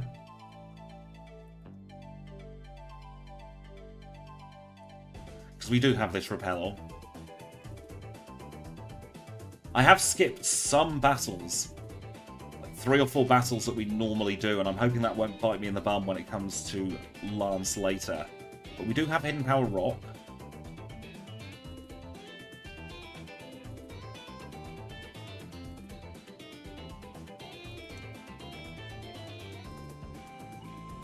The run's going very well, Silversteel. How are you today? You know what, we're going to take the 10-second time loss here and do Sprout Tower now so we don't forget later. Do you mind, mate? There we go.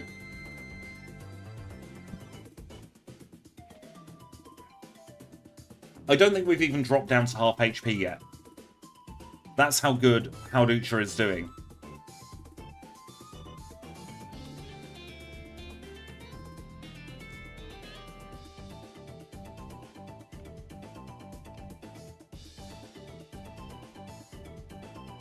I hope your shift went well, even if you are tired.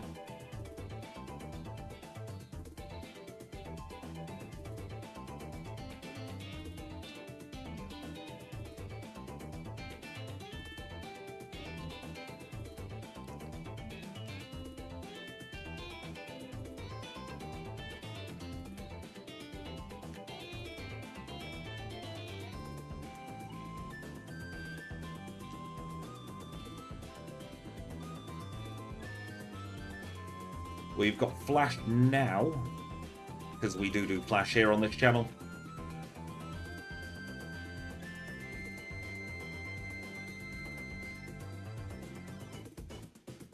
Flamigo is too good for words to describe at the moment.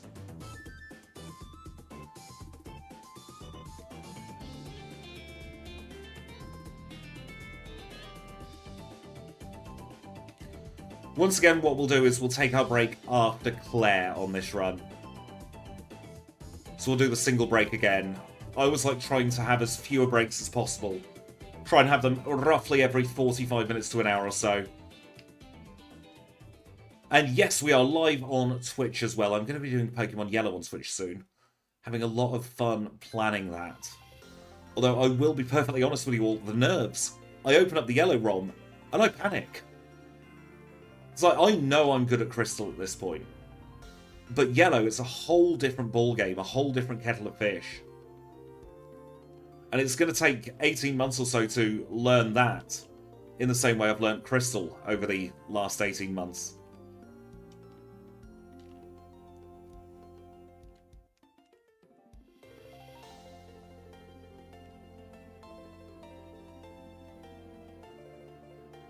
But I will be doing those over on Twitch until I feel comfortable and ready enough to do them on the YouTube. Yes, we're going to be learning the routing together. I've not watched a Gen 1 challenge run in probably 24 months. And the routing of the meta's probably changed since I last watched it, not that I can remember it.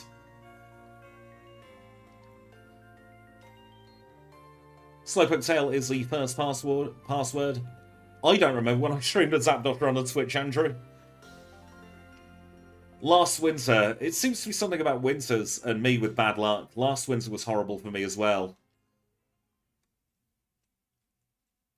So, winter 2022 was bad, winter 23 was even worse. Let's hope winter 24 is a little bit better, shall we? But we are only now 10 days away from the equinox. That is where every place in the world has 12 hours a day and 12 hours a night. I won't check out anybody else's videos. It's not something I ever want to do. Because when you do the runs yourself, especially in a more professional environment like streaming or doing videos on YouTube, where am I going? Then you do run the risk of inadvertently copying strategies to a point where you just get the same run. Oh, I could mod the passwords very easily. I just didn't think of that, Silver Steel.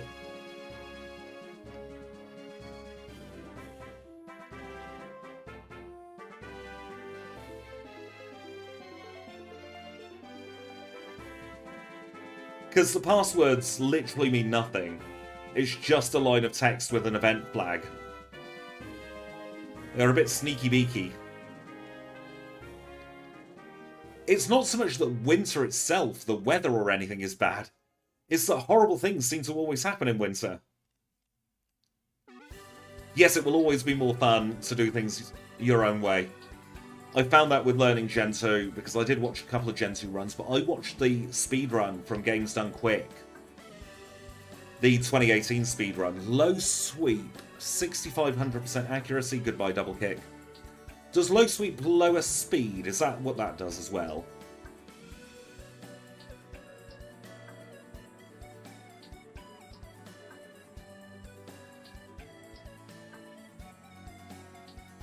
And here we have Border Douglas. Don't like Border Douglas.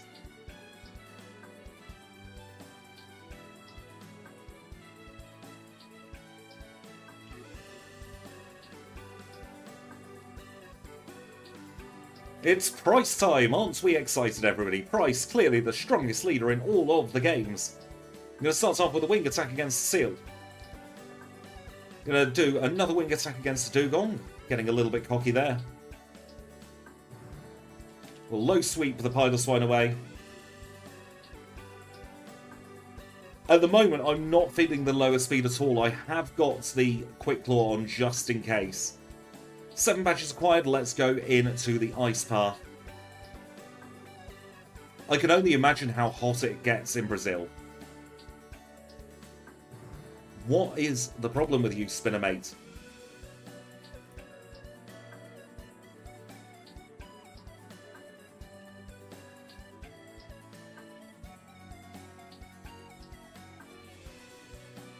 That was just me mistiming it each time. He's a rotator, not a spinner, so I should have done that. He really does want to be my friend. He's got a psychic set of birds. HMO 7 acquired. Let's teach that to Psyduck along with Whirlpool.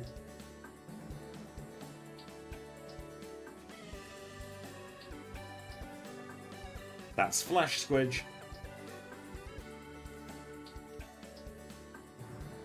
Super Repel, and let us carry on. Once again, no need for the Nev Melt Ice.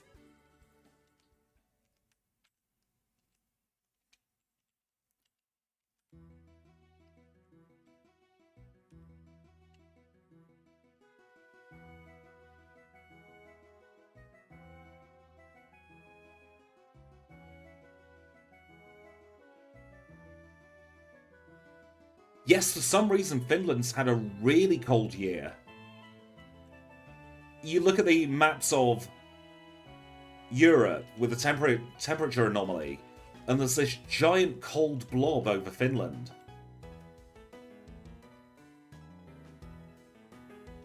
Our bag's full because we've not had to heal until now.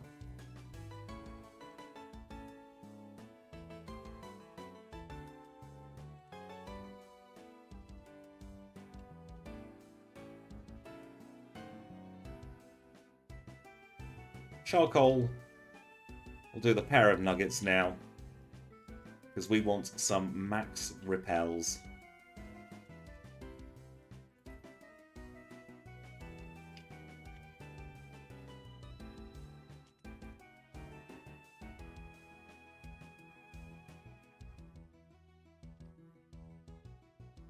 And into the department store we go.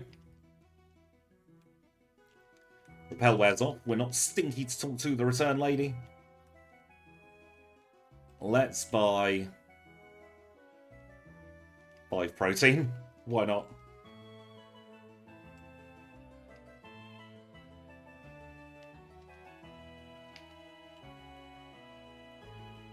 Time for the rocket section.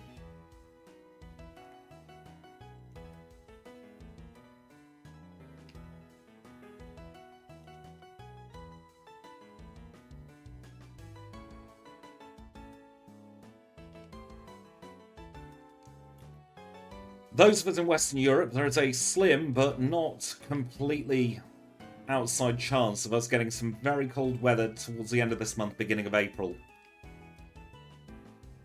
There's been a third SSW event, Sudden Stratospheric Warming event, this season, and it's coinciding with the MJO, Madden-Julian Oscillation Association, travelling our way. And they can be the key to cold weather. At this time of year, that's what happened with the Beast from the East, I do believe, back in 2018.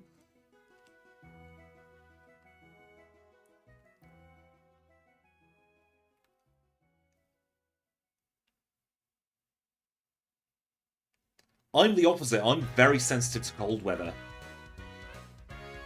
I thrive in the heat.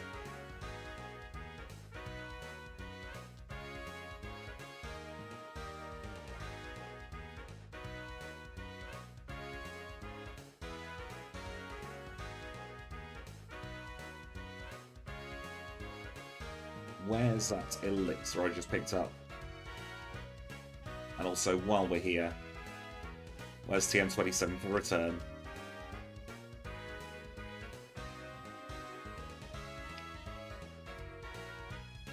I don't want to jinx anything, but sub 50 Claire is absolutely possible.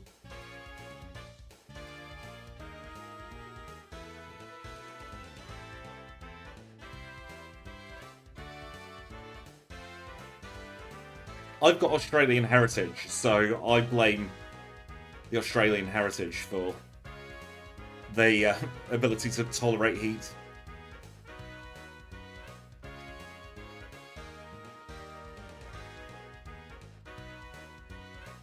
I thought you could step one further than that.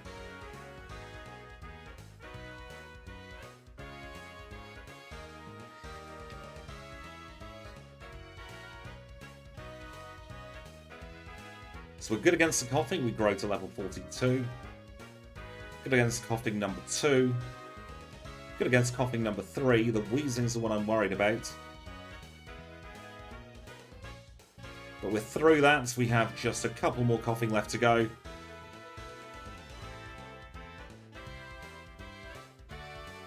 Holding the Paralyzed Cure Berry just in case. My spinner timing today has been terrible.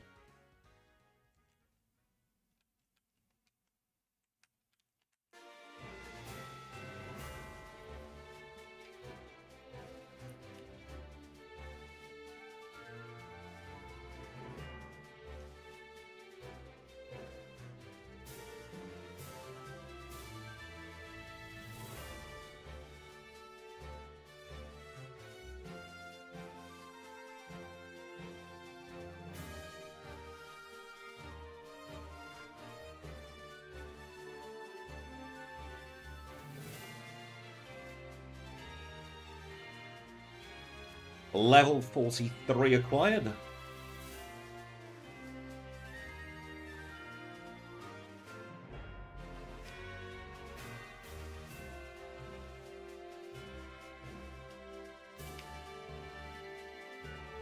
Oh, that was a very, very unlikely range. For God's sakes. How are we still confused? Absolute nonsense.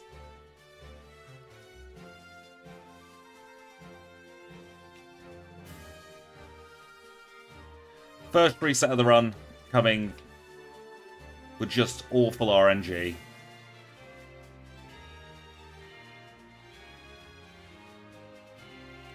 Because the rest of it was simple.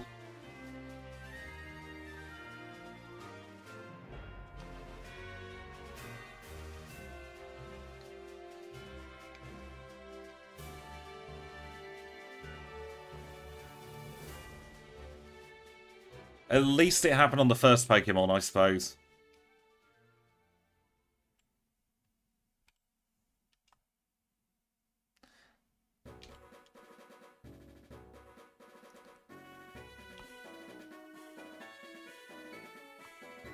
But we're still on a very good time, regardless.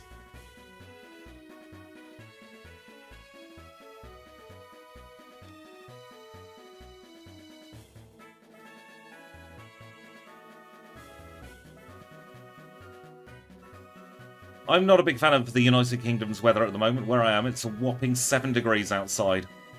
It's far too chilly. It's been cloudy all day. You know that kind of cloud where you look up in the sky and you cannot tell what time of day it is. It could be 9 AM, it could be 2 PM, it could be 4 PM. It could be literally any time. That's the kind of weather we've got at the moment.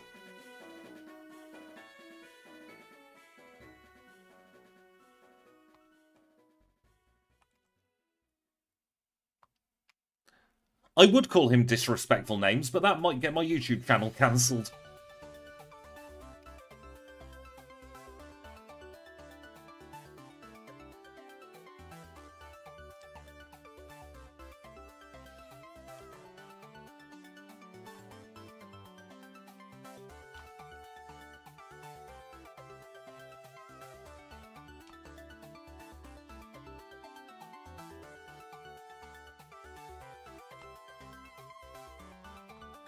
Scabulet coin acquired.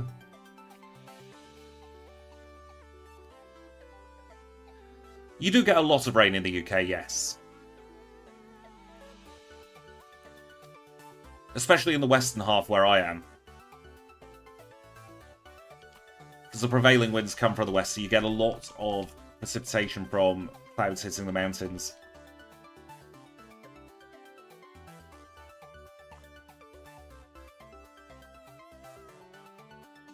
I'm glad you like the overlay, Andrew. The amulet coin I get just in case I want to buy more vitamins.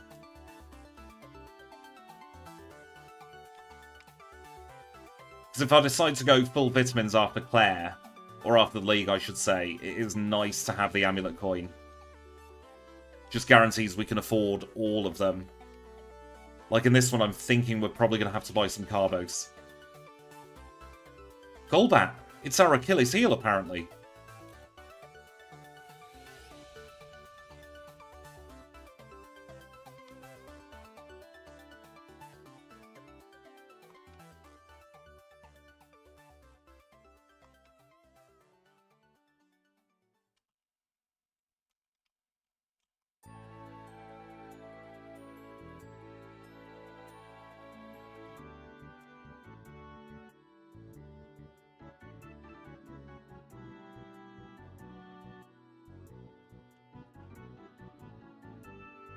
We do have Hidden Power Rock, I just didn't think we'd need it for this section, so I've not factored it into my menuing. Because both of those were very tight ranges and we low rolled both times.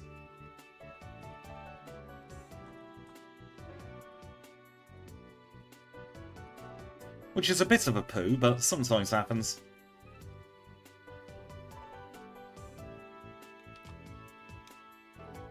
Over the course of 16 badges, 4 Elite Four members, and 2 Big Boss Champion battles, the RNG does kind of level itself out. But I tell you what, while we're in the bag, we might as well. Where is it? TM10, there we go. So we're going to get rid of Roost.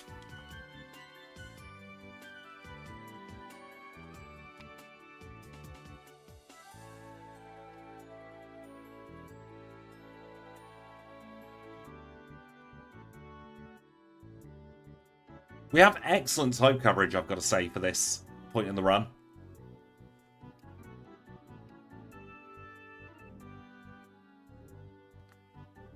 And next time we menu, I will put on an item, probably the pink bow, for this part of the run.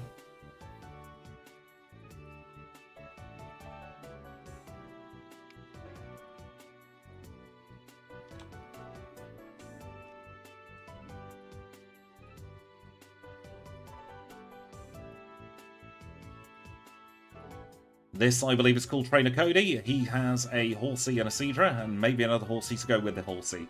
No, just the one. A very nice crit there. Now, Cool Trainer Mike is the one that will give us a litmus test for Claire to see how that will go. And Return is definitely the way to go.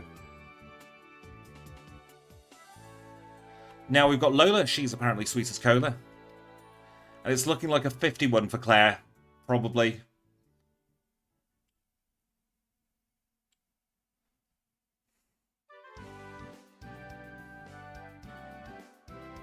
Maybe a 50 if we're lucky.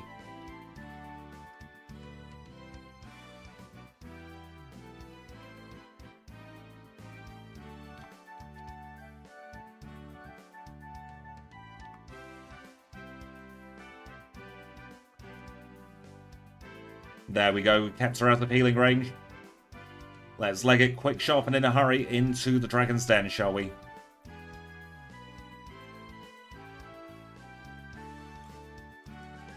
Oh, we still have a repel active. Goodness.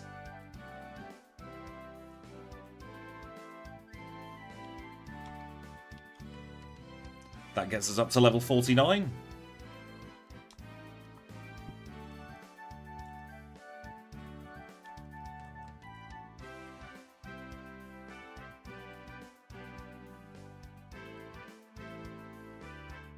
Gonna do a quick bag sort here. It's been a while since I've had to do a bag sort. but we're just not needing to heal that much. There we go. Grab the max elixir.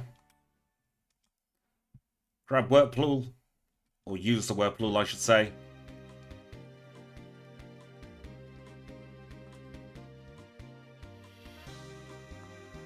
And the badge is going to be probably 51, 50, 54, maybe?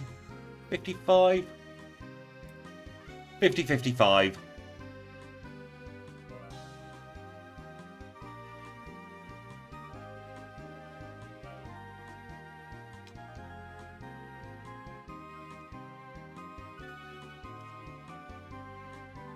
Rival 4, we ranged the goal back, we got confused, we hit ourselves in confusion, we got full confusion turns.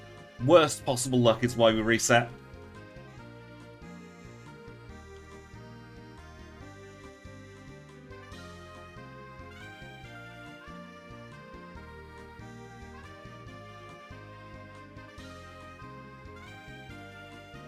There we go, we have full Carbos in now.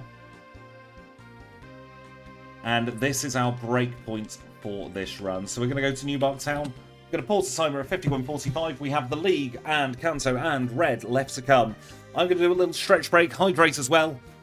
I'll be back in a couple of moments.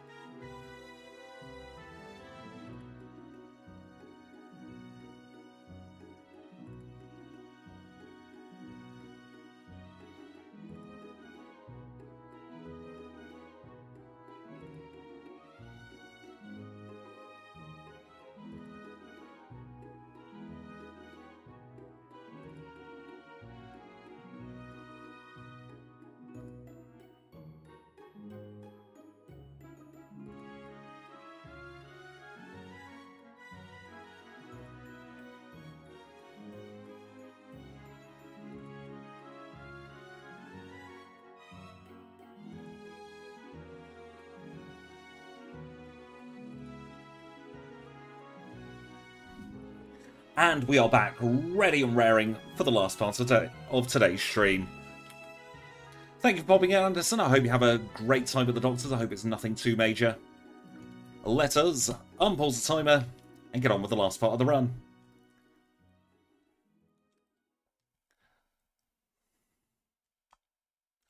I risked it there. I wanted to menu only the ones. Where are them max repels? There, down there. Stick it up there. I have to say, I'm pleasantly surprised by Flamigo. I knew it would be good. I didn't know it would be this good. Now, this trainer, Cool Trainer Megan, gets me every single time, so I'm going to outplay her by contacting her first.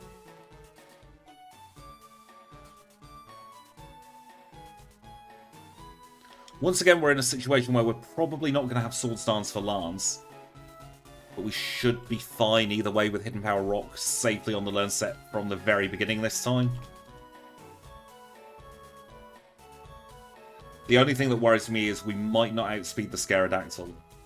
Right, Wing Attack is now weaker than Return, so we're going to swap those two. Wing Attack is more powerful, obviously, for the super effective to flying Pokemon, or super effective against flying, I should say. But the rest of the time, it's going to be Low Sweep and Return. I know, Johto is very easy once you have a good fighting type.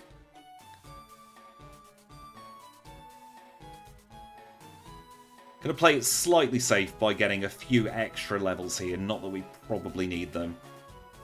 We'll do this one, and then we shall do probably the Fisher, and that'll be it. Until we go up to the top. Very nice that returns a one-shot on Nidoqueen there. We have 4 returns left. We only need 3 of them for the double Seeking and the double Quillfish and the Seeking Man. It's going well, Dan. How are you today? Air Slash. Go on. Air Slash is risky because it's only 95% accurate. But Air Slash is, in battle, more powerful than Return. It's equivalent 126, I think, compared to 114 with all the badge boosts. Every time, Joyce. I'm not rejoicing at your presence.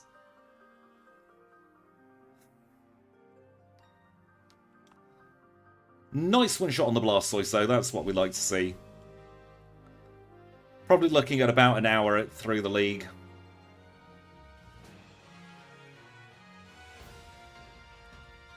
I like these because they're good mental tests for how well we're going to do against certain league members who have roughly equivalent stats. We'll do Beth here and then we'll go straight into league. I don't think we're going to need the max elixirs. We have enough healing points in Kanto. Single reset. Now we absolutely must super repel here, not max repel. That's to get our steps in line for the Kanto section. HP up. Nice bit of HP source there. And I want to stick that in right about now. Alright, final rival time at 55-16. Should get through the league in about 101 if we get a perfect league. If we don't, then who knows. Revenge on the Golbats. One shot this time. Kadabra, simple one shot with Return. Low Sweep is perfect for Magneton. Air Slash for the Haunter. And then throw a rock at the Typhlosion, I reckon. There we go. 53. Rival down.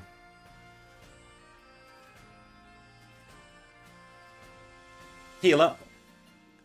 And we will say thank you to the HM friends. So it's thank you to Kenya, to Abra, to Psyduck, merci to Paris, and thank you to all of you lovely people with the green names in the chat. Where are those full restores? There they are. Get 4 of those. And very, very quickly, the stats. We are level 53 with 178 HP. Return, Hidden Power, and Air Slash and Low Sweep. 165 in attack, 114 in defense, 118 in special attack, 107 in special defense, 139 in speed. Let us also put on the King's Rock if I can find it. Let's take on Will, the first Elite Four member. And he is going to lead with Xatu. One shot on the Xatu when we outspeed, and no problems there. Up next is Jinx. Jinx has no defense whatsoever, so sorry for her. It's a one shot. He used Amnesia this time, so we're fine there. This is actually a range. I don't think we're going to one-shot the Dragonite unless we get very lucky. Well done in 57 minutes and a second. Let's move on to Koga. Koga, of course, the Poison-type specialist who leads with Ariados. I should know this by now. Aridos, we don't need to do Air Slash there. That's a one-shot, so we can guarantee the hit. Hidden Power, Rock, and hope for the best. Wing Attack's fine. He's healing looping.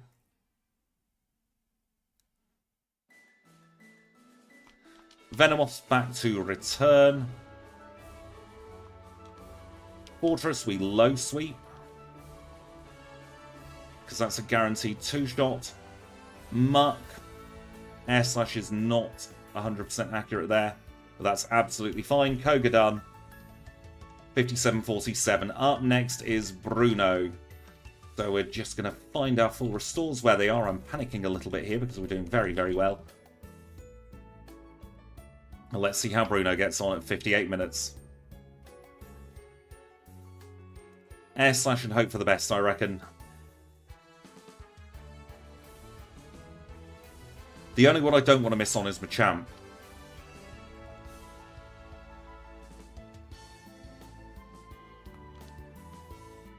Because Air Slash is a one-shot on Machamp very easily. There we go. 58-28 for Bruno. 58-29 on the text.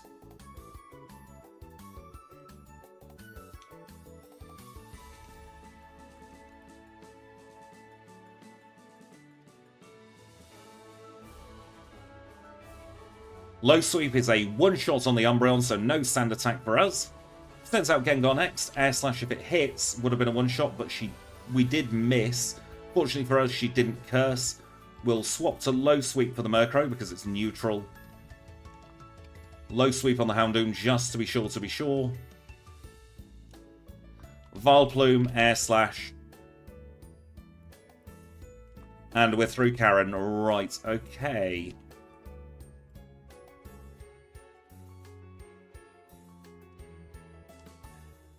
Super Repel and Full Restore. Let's see what Lance is like. We're going to be doing this just over the hour either way now, just because of health bars.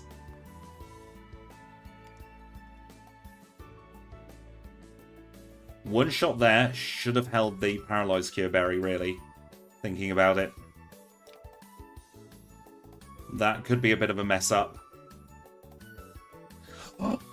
He missed twice in a row.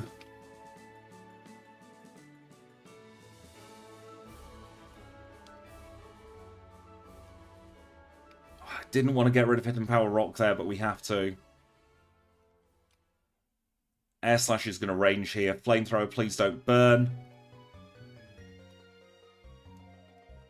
Should be a two-shot here.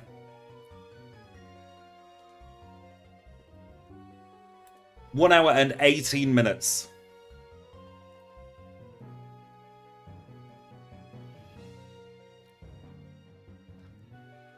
And let's get our lead time of, after the Wittering has finished, 1 hour and 34 seconds. 1 hour and 18 seconds, I beg your pardon, for Lance. I'm just going to have a very quick drink. Kickburb is doing very well.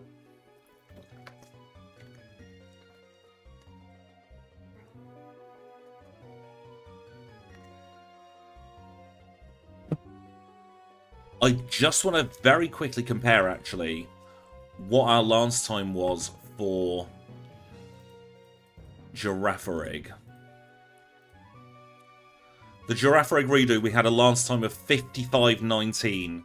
So we are a little bit slower than that. We're looking at coming in at, call it 1 hour 20, give or take, at the moment. Let's unpause the timer and get on with the Kanto section, shall we?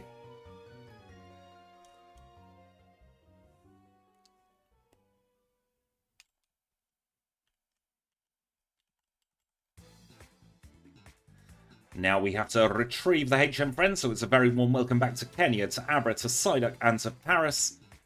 And we will now go over to Ecruteak City. In Ecruteak City, we have the first of 2 rare candies via Mount Malta. Stick up the Max Repels there, we can use just those now.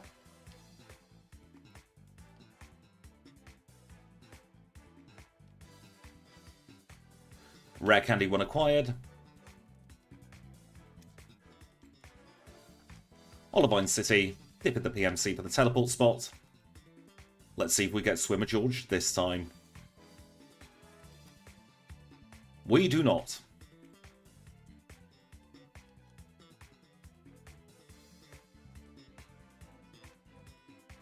Helps if you get in the door squidge. Flash there.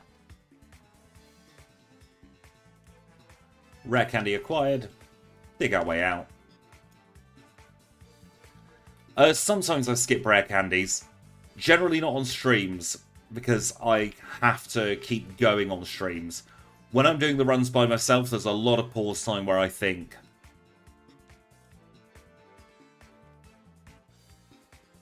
But because on the streams it's just ostensibly a one and done, I can't stop and think because I get a little bit frustrating for all of you, honestly. The amount of times I stop and pause, but on the Scyther run, we did skip rare candies.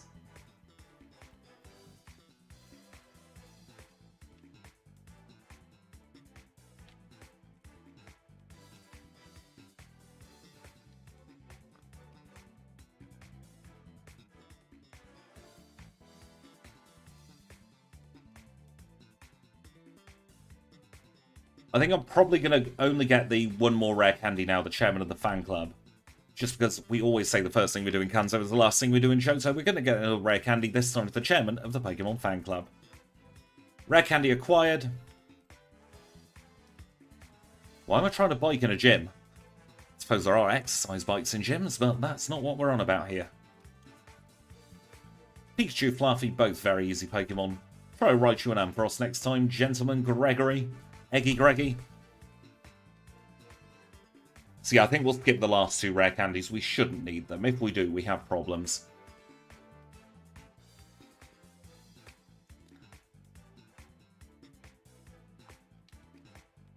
We outspeed the Electrode, which is very good. We're actually at Pikachu speed now.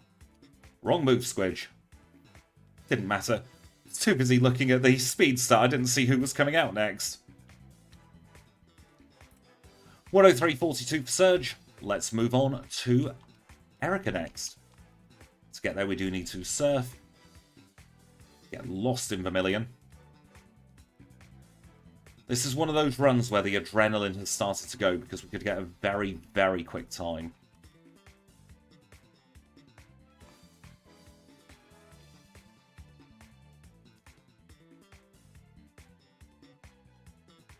Oh, Flamigo's leveling up is absolutely slowing down. It's part of the experience group.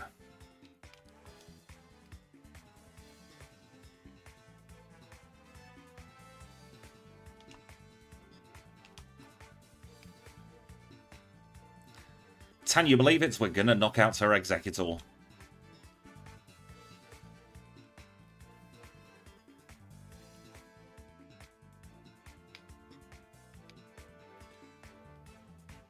This experience group, it's either erratic or fluctuating. I have a feeling it's erratic. Is very good for challenge running.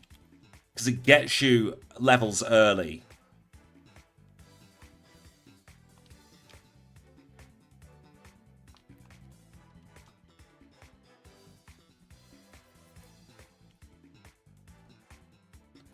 Having to rely on 95% accurate air slash isn't great, but we will roll with it.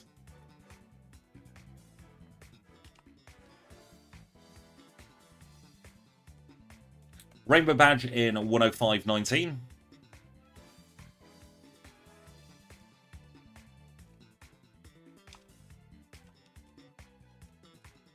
Bike, please.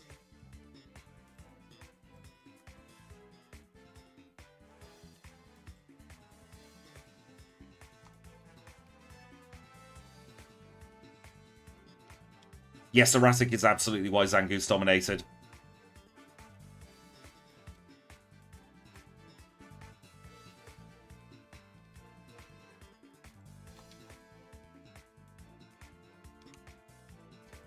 Right, it's time for Erica. We also get Swords Dance and Taunts with Zangoose. Which, that combination is very, very, very powerful.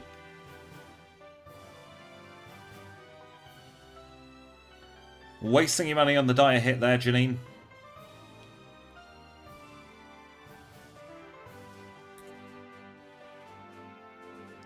Soul Badge in 106.24.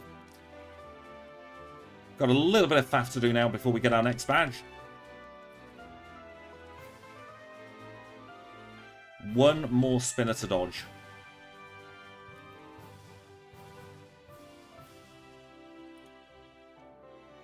There we go, we're through him.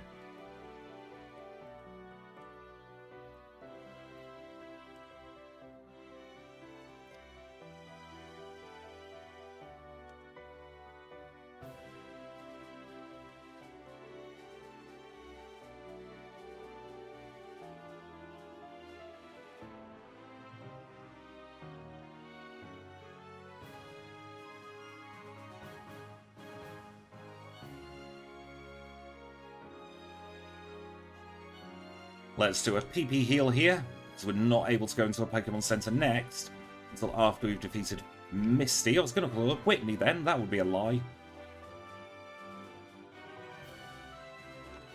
Yes, the starters, first partner Pokemon, as Pokemon like to call them now, are always medium slow. I do have a rewind function.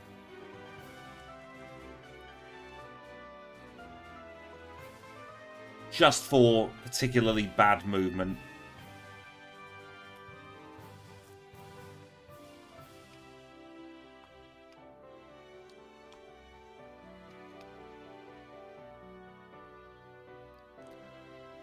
Should be 3 one-shots here.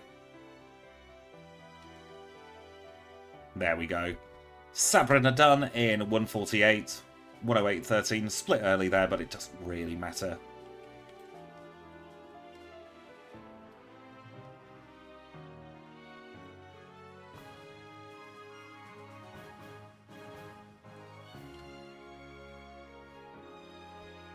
Now we mustn't go into the Pokemon Center there. Instead, for the last time today, here is Nugget Bridge, aren't we the privileged ones?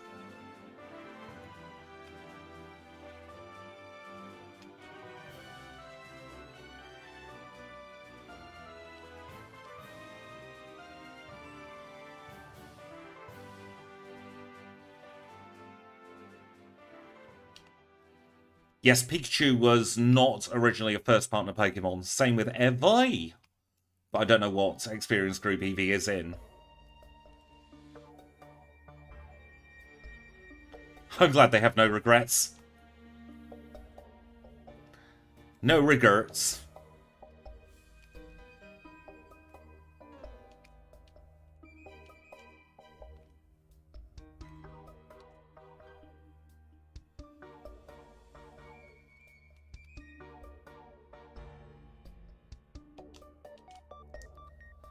God, I cannot stand this section.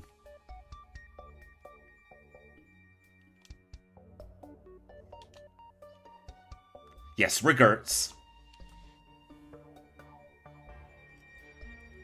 No Rugrats. Other children's programs are available.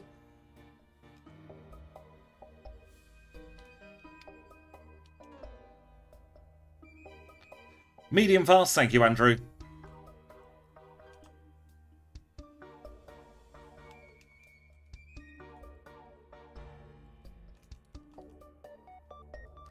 Into the PMC, not the PMC, the gym. Absolutely not the PMC.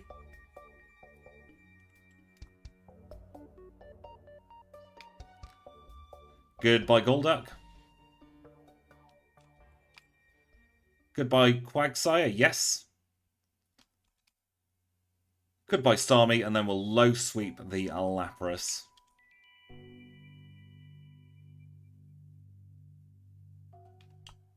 Cascade Badge in a 110.42.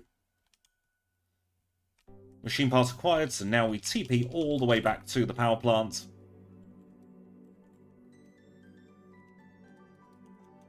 Max Repel. We can do this all on one Max Repel, which is fantastic. First of all, give the machine parts to the power plant manager. Maybe that's the one Karen wants to speak to. Off to its Lavender Town. For the X-Men card. And then finally it'll be a trip to Vermilion. Which I always want to spell with 2 L's, but apparently it's only a single L. Getting good at that timing there. Just going to run from the lax.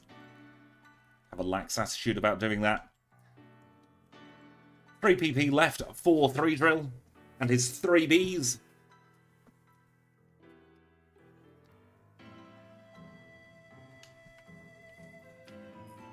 Get myself a little comfier now for the final few gyms. Been leaning forward a little bit too much. So the plan is to air slash this sand slash. It should be a nice simple one shot. And then we can low sweep against Brock here.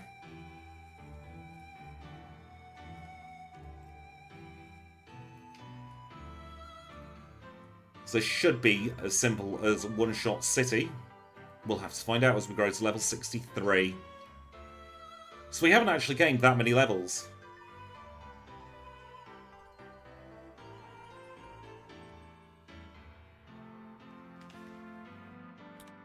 Boulder badge in 1:12:38. Goodness me. Very fast time. Already done 3 drills, so we'll say goodbye to him. Thank you for your company in this run.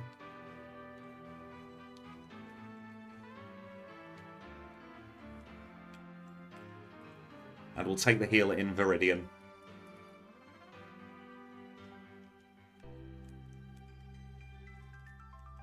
Penultimate match repel of this part.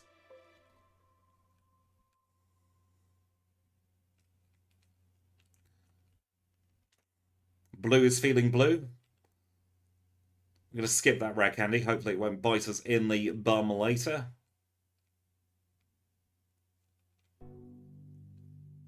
And here is Blaine. Blaine is our penultimate gym leader. He is a fire-type specialist who leads with poor Macargo. One shot on the Macargo with low sweep. Swap to return for the Bumphead Fire Duck. Rapidash doesn't outspeed. We're at 186 speed at the moment. Blaine is done. Volcano badge acquired.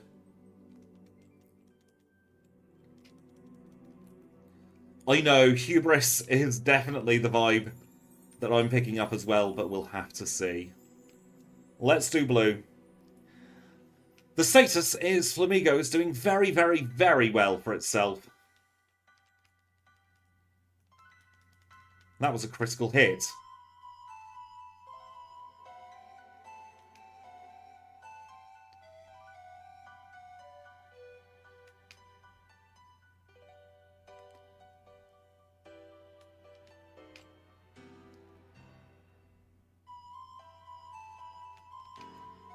You kind of bank on that Pidgeot using Mirror Move on turn 1. But it's absolutely fine. We're level 64 now, just about level 65. So what we're going to do is we are going to cycle. And where's our nearest trainer? Probably Gem here. So this is Gem because he has a Jinx Electabuzz and Mamgar. So we'll do that to get to level 65.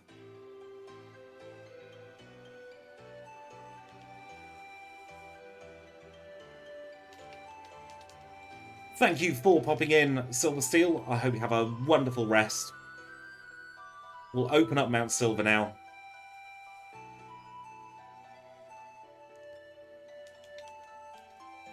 Fly back to Viridian City. We've got 2 more repels, I think, that we're going to be using. First one just here. Get through this grass. I will try and do red as quickly as I possibly can. Take the heal in this PMC. I'm going to skip the rare candy.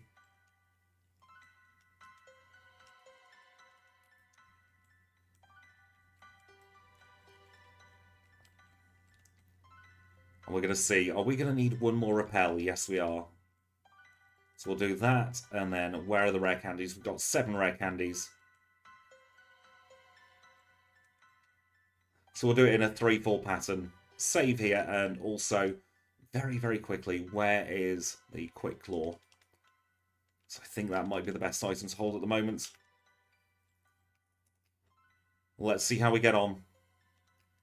We outspeed the Pikachu, and that's a one-shot. That's a very, very good start. Going to try a Swords Dance here. He goes straight for Psychic, and that's a one-shot. Right, okay.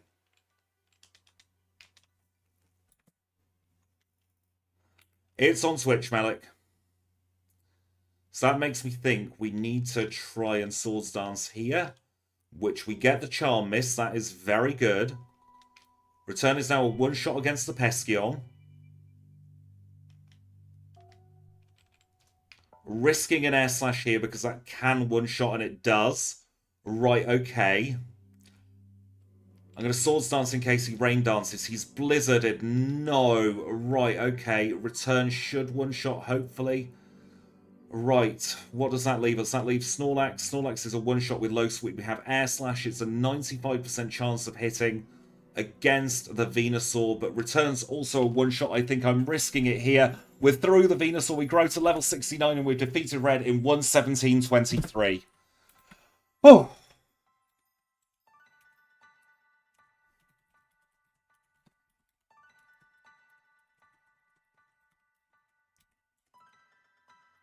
That was a run, wasn't it?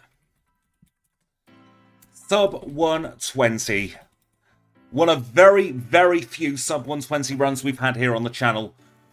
Doing full Sprout Tower, doing full Flash, doing full tech speed as well, because we don't have instant text, which does save about 10 minutes or so.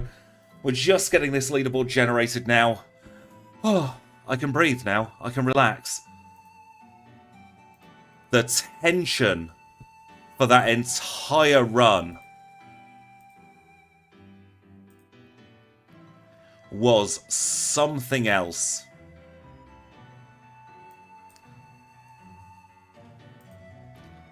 Shall we see where that puts us? First of all, on the stream exclusive leaderboard.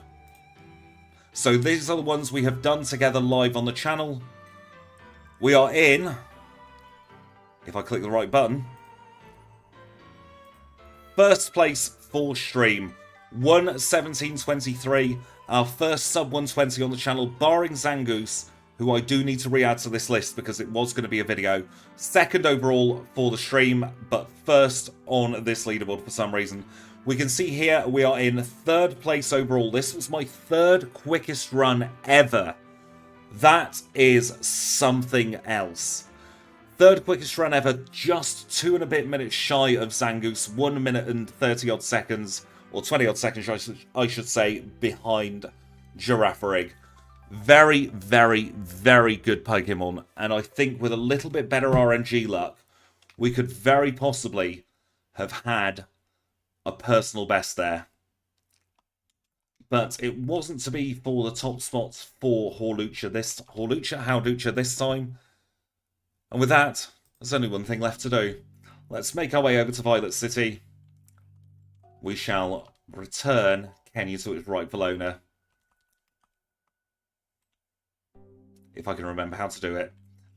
Attach mail onto Kenya. Kenya, it's been an absolute pleasure for the last 3 hours or so. But you've got to go home. Thank you so much. We'll see you all again tomorrow, where you'll be helping out Dodrio. Yes, it was a very strong showing from the lawn ornament. But with that, we are done. We are done. We are done. So I'm going to say thank you all so much for watching. It's been an absolute pleasure as always. Thank you so much to Shawnee for joining at Pokeball Tier, for Kim for the 8 months, for Andrew at the 9 months, and Andrew also for the $1.99 Super Chat. It has been an absolute pleasure as always. I'm back tomorrow at 2 PM United Kingdom time, an hour later for those of you who are observing Daylight Savings Time already. And we're going to be doing Dodrio's Redo for the next part of Bird Week. Until then, thank you all so much for watching. I'll see you all very, very soon.